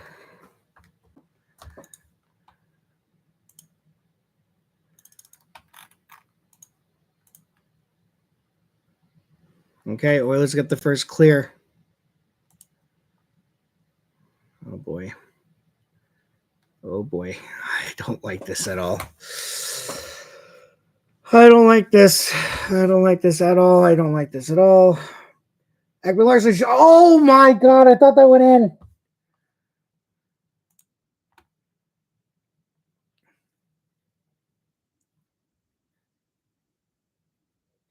Oh my God.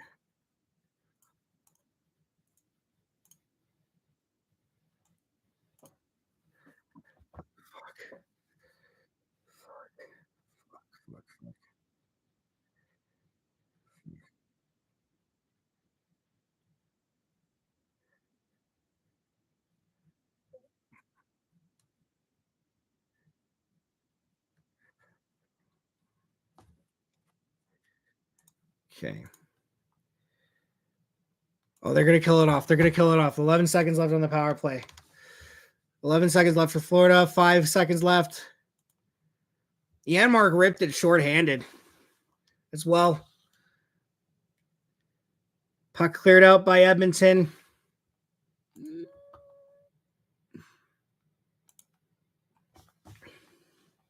Montour. Can't get the shot in on Skinner. 25 seconds remaining in the power play. Penalty is over. The power play is over. PK continues to do its work. Good play by McLeod to poke that puck out of the Oilers zone.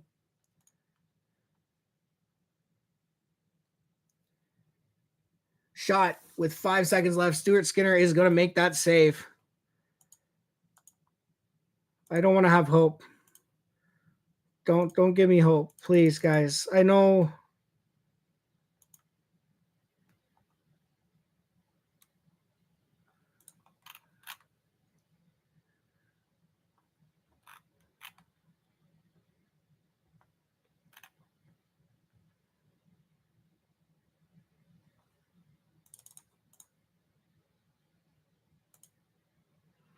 $11:36 remaining. Puck cleared out. Penalties over.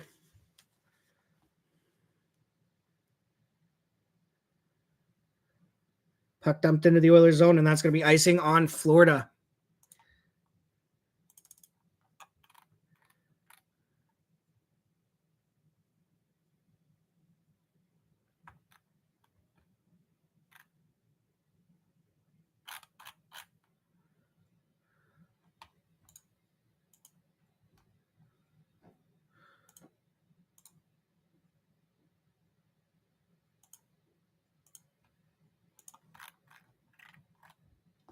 All right, face off to the right of Sergei Bobrovsky.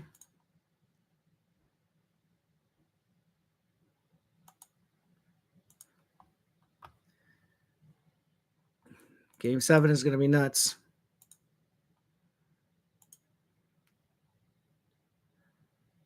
Forsling skates it out, goes past red line, dumps it into the Oilers zone.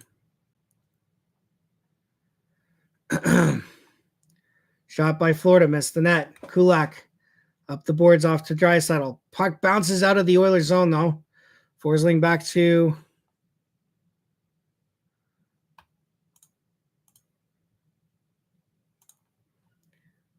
the Panthers zone. Here comes Florida for Hagee. Tried to find Reinhart. Kulak up to Holloway. Dylan Holloway. Nuge.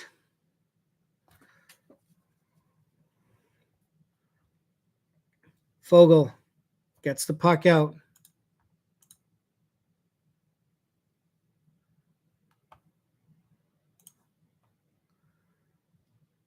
Kulak. Again, off the boards, but it gets out. Puck all the way into the Panthers zone. No icing against Florida. Game 7 if necessary, guys. I think at this point, Game 7 is happening. Sam Bennett dumps it into the Oilers zone.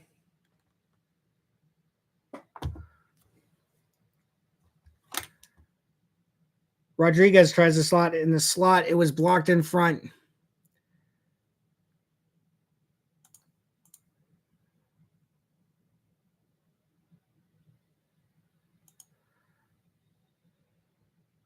Puck down low. Rodriguez back to the point for Ekman Larson. Larson over to Kulikov. Shot.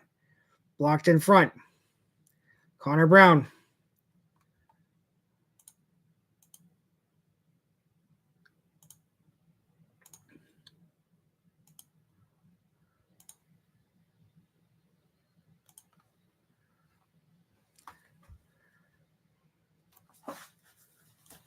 So the Panthers have had more O's on time, but that's because they're down in this game. Hyman. Chip in charge. Zach Hyman. Takes a bump from a couple Panthers. Forsling over to a guy. He's going to crisscross. Who's that? As Tarasenko tries to get in, but he can't. Oilers are going to dump it out. It's going to roll in on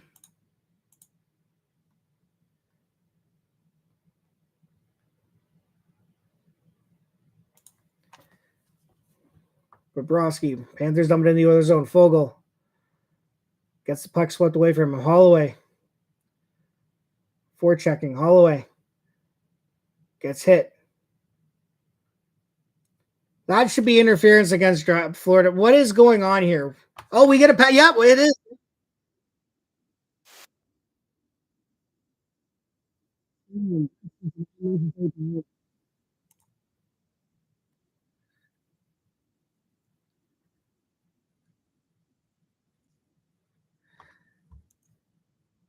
We got. Oh yeah, that's a penalty all day. Yeah, so Stanley for interference or cross-checking. Oilers are going to go to the power play with 8:30 left.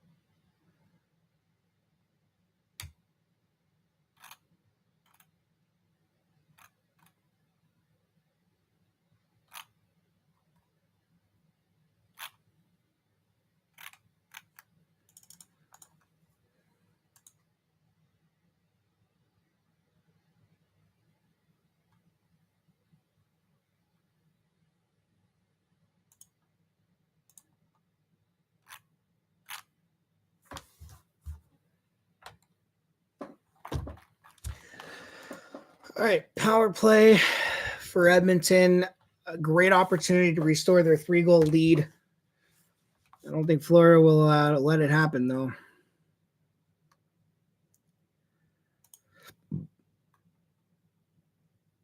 Oh, it's a great setup there. Puck exits the zone. Shots are 18 apiece.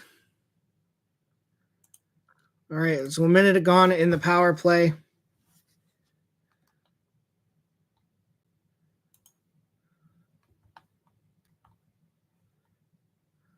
on, guys. Puck back into the Oilers zone. Draisaitl carries it in. Gets the puck swept off by Rodriguez. Or is that Mikola? Back to the point. Bouchard keeps it in. Sends it down low. Hyman, Gretzky's office. Tries to send it behind the net.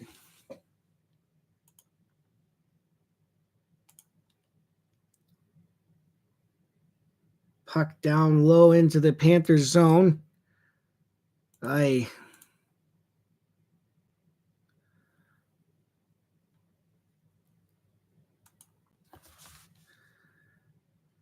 Panthers. Bennett can't get the rush. Power play is over. So Edmonton does not capitalize on that power play. That's probably going to come back to bite them in the ass.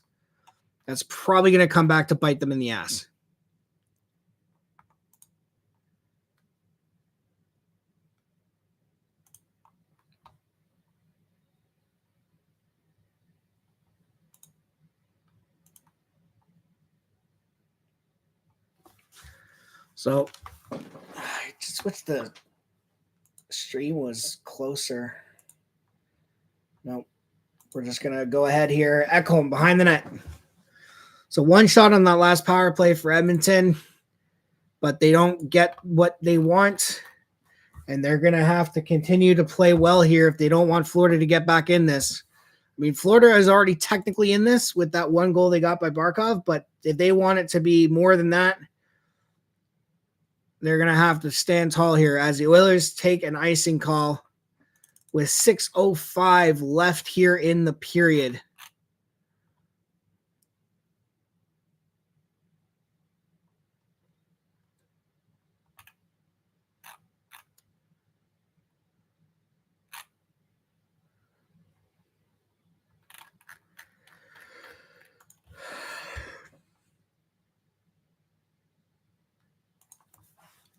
Puck cleared up by Edmonton. 5:58 remaining. Oh boy. Oh boy. Oh boy. Oh boy. Oh boy. Oh boy. Oh boy. Oh boy. I am not happy about this, whatever. And then, you know what? And this is when Edmonton's leading 3-1. I am going to be so nervous if they're leading game 7.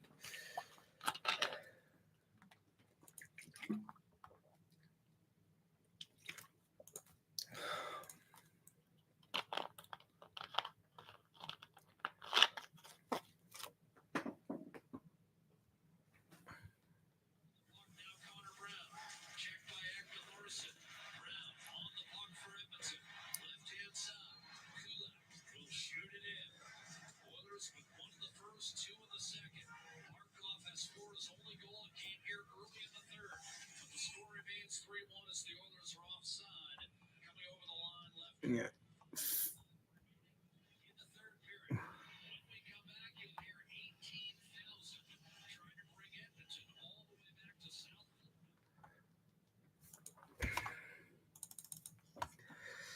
.505 left.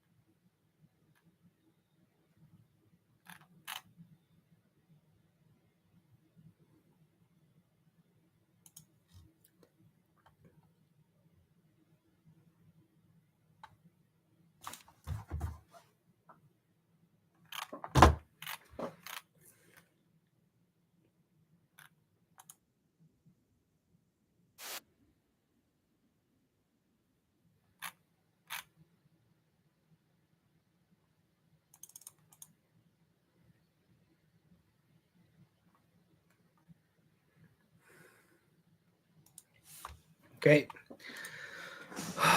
501.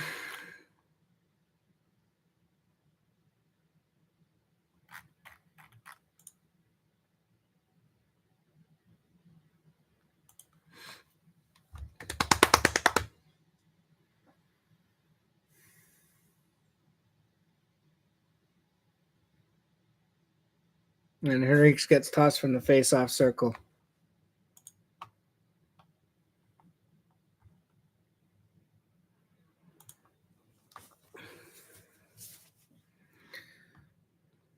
Barkov, 3-on-2 rush. Here comes Florida. Shot, blocked in front and goes to the corner. Puck in front. Good save by Stuart Skinner. My goodness.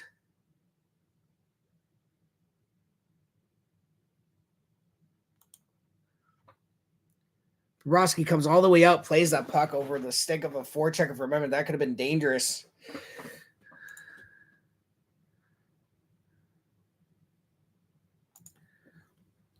.423 left in the period. Oh boy.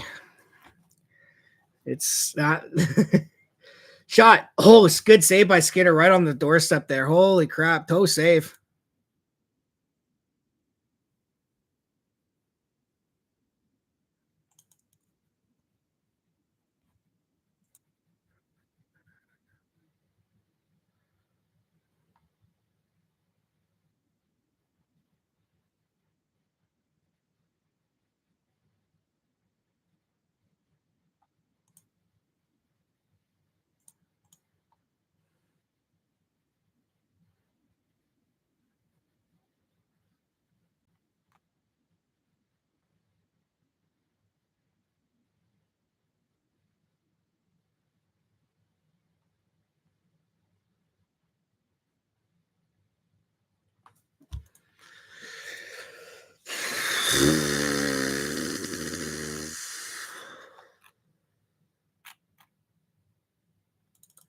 .412 left.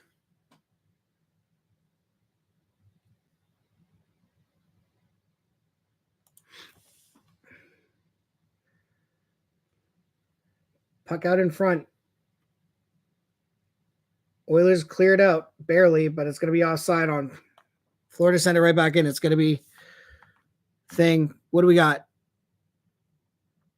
We got McDavid emojis in the chat here. Oh, we might have a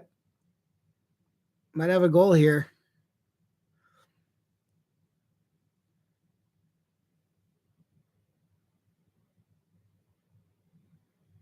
I think we got a goal. Yeah, we got a goal here. Hold on. Let's see what happens here.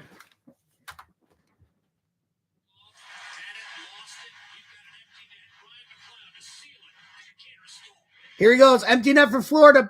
Ryan McLeod with the backhander. He scores! And we are going to game 7.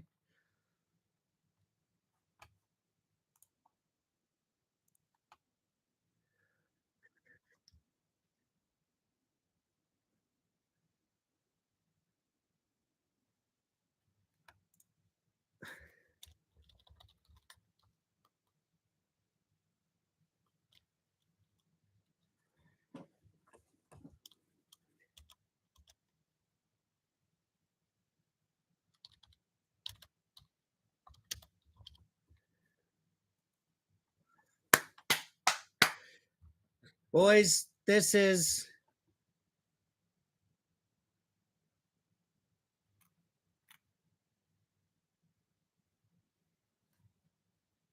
I can't believe we are actually doing this. Or I'm with you guys. I think they're going to do this. I think they're going to do this. Here come the Panthers. Oh my God, Stuart Skinner. North scores, empty netter 5-1.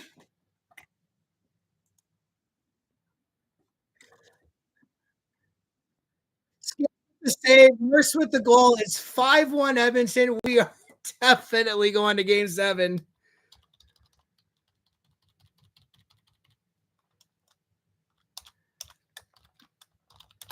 And if you are the Florida Panthers, oh my God, they're doing it, guys.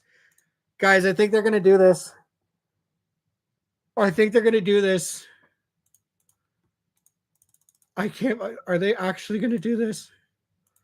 Skinner with the save. Oh, he sweeps it up the goal line. Oh my goodness. And Nurse just buries it. Oh my God. They're actually going to do this.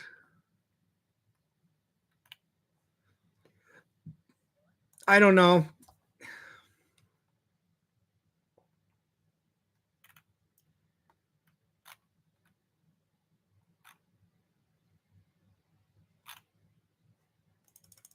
.248 left in the game. Oilers fans are chanting, "We want the cup," and guys, they're probably going to get it. They're probably going to get it. Honestly, Orange, I don't know why goalies do this. If I was a coach in the NHL, if I'm down by 1 and I pull the goalie and they scored an empty netter, I'm not pulling the goalie again. I don't. I hate when coaches do that. Like, you just gave up 1 and you're getting it again. I can't believe this. This team was down 3-0. They are 20 minutes away.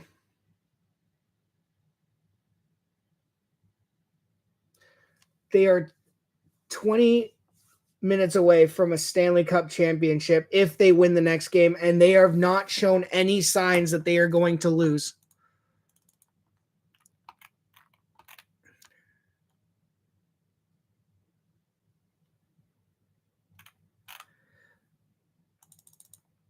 Shot by the Panthers, saved by Stuart Skinner.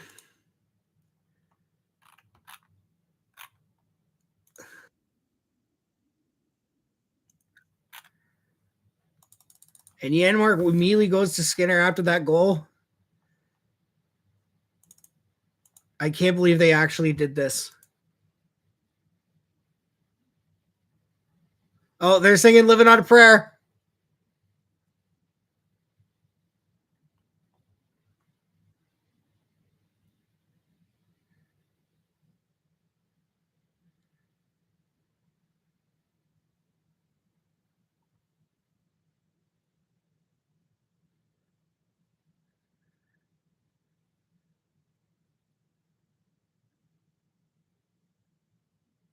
.114 left. They're singing. I know, right? They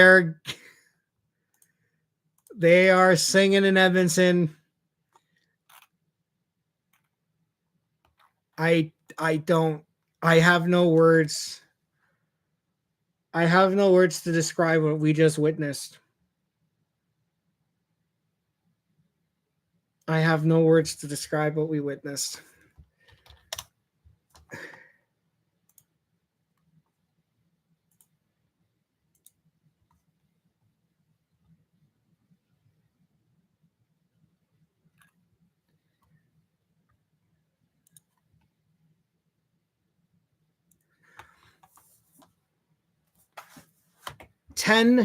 Eight days ago. 8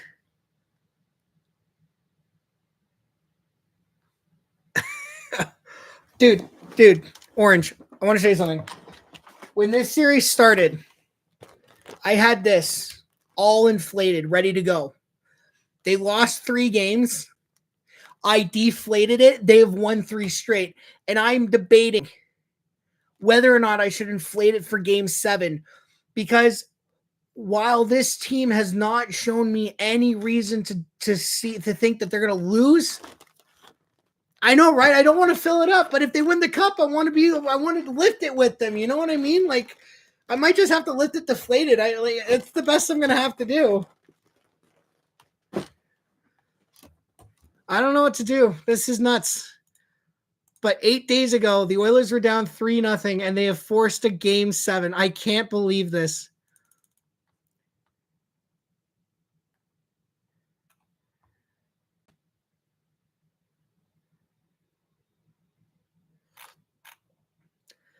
We got 8 seconds left. Lomberg is going after McLeod, and yep.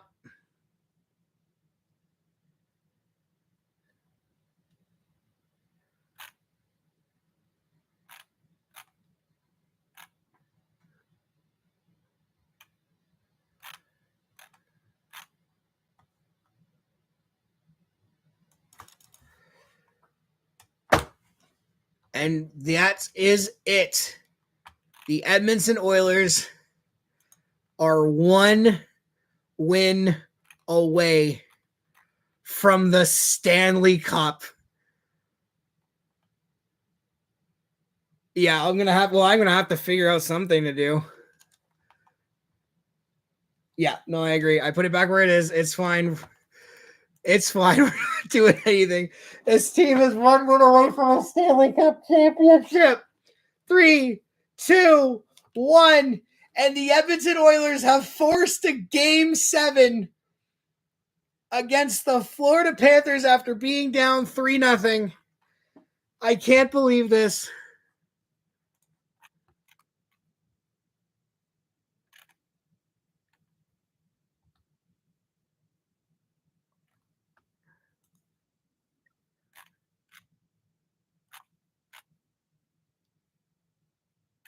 I can't believe this.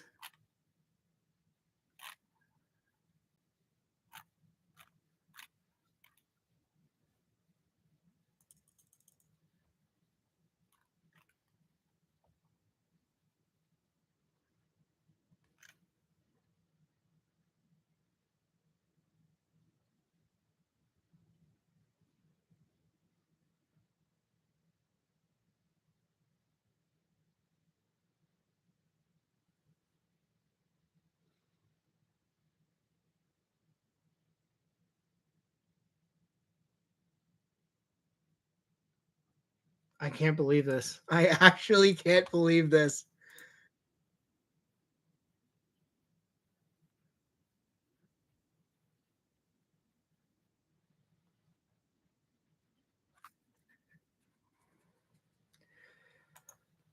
And now for the next.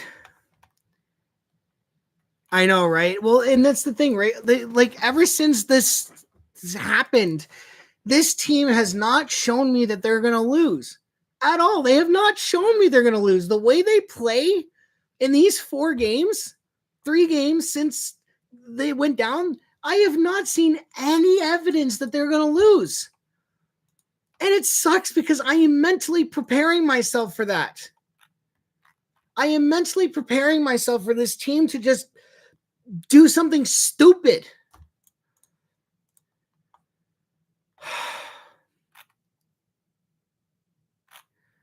I will say this.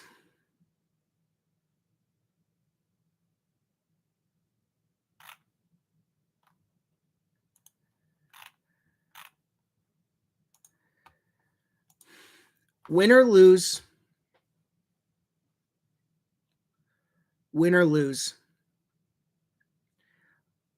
I can't be mad at this team. If they lose, it'll suck, but at the least they tried. If they win, this is going to be one of the greatest comebacks in sports history. Not just from being down 3-0 in the final, but think back to where they were in November. 2-9-1. They were tied for 32nd in the National Hockey League, and they are now 1 win away from the Stanley Cup.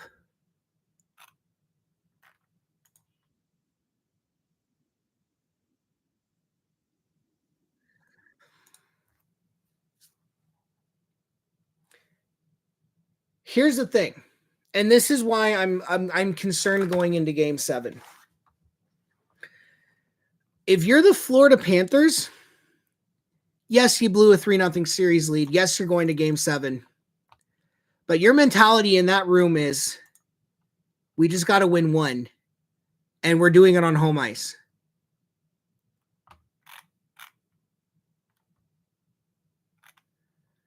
And if you're Edmonton, you're thinking, we play the same way for 4 straight games, we win.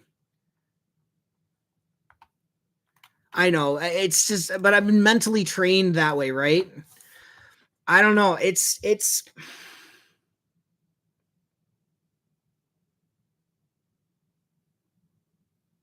I know something stupid's going to happen.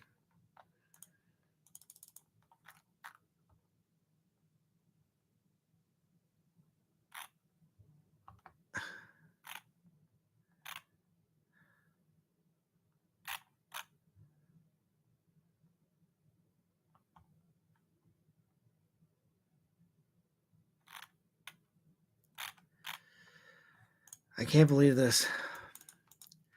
Well, Game 7 is on Monday night, 8 p.m. And regardless of the result, that is the final game of the 2024 season.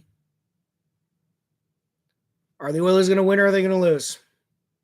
I have seen no evidence to suggest they're going to lose. Now that could change in the next 3 days, but they have a legitimate shot. They have a legitimate shot. They are actually going to have a legitimate shot. I can't believe this.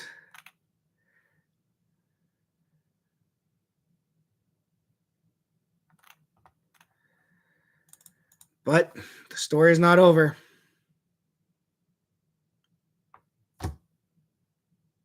It's only going to have one ending. Game 7, Monday, 8 o'clock. I'll see you all there. For now, thank you guys so much for coming out and watching. Thank you for hanging out. After being down 3-0 in this series 8 days ago, the Edmonton Oilers have forced a Game 7. And that's going to be the most stressful game of my life. I might have a heart attack. I don't know. We'll see. I'll see you guys 8 o'clock Monday night. Game 7. Edmonton versus Florida. Winner takes all. I'll see you guys then. Bye-bye and good night.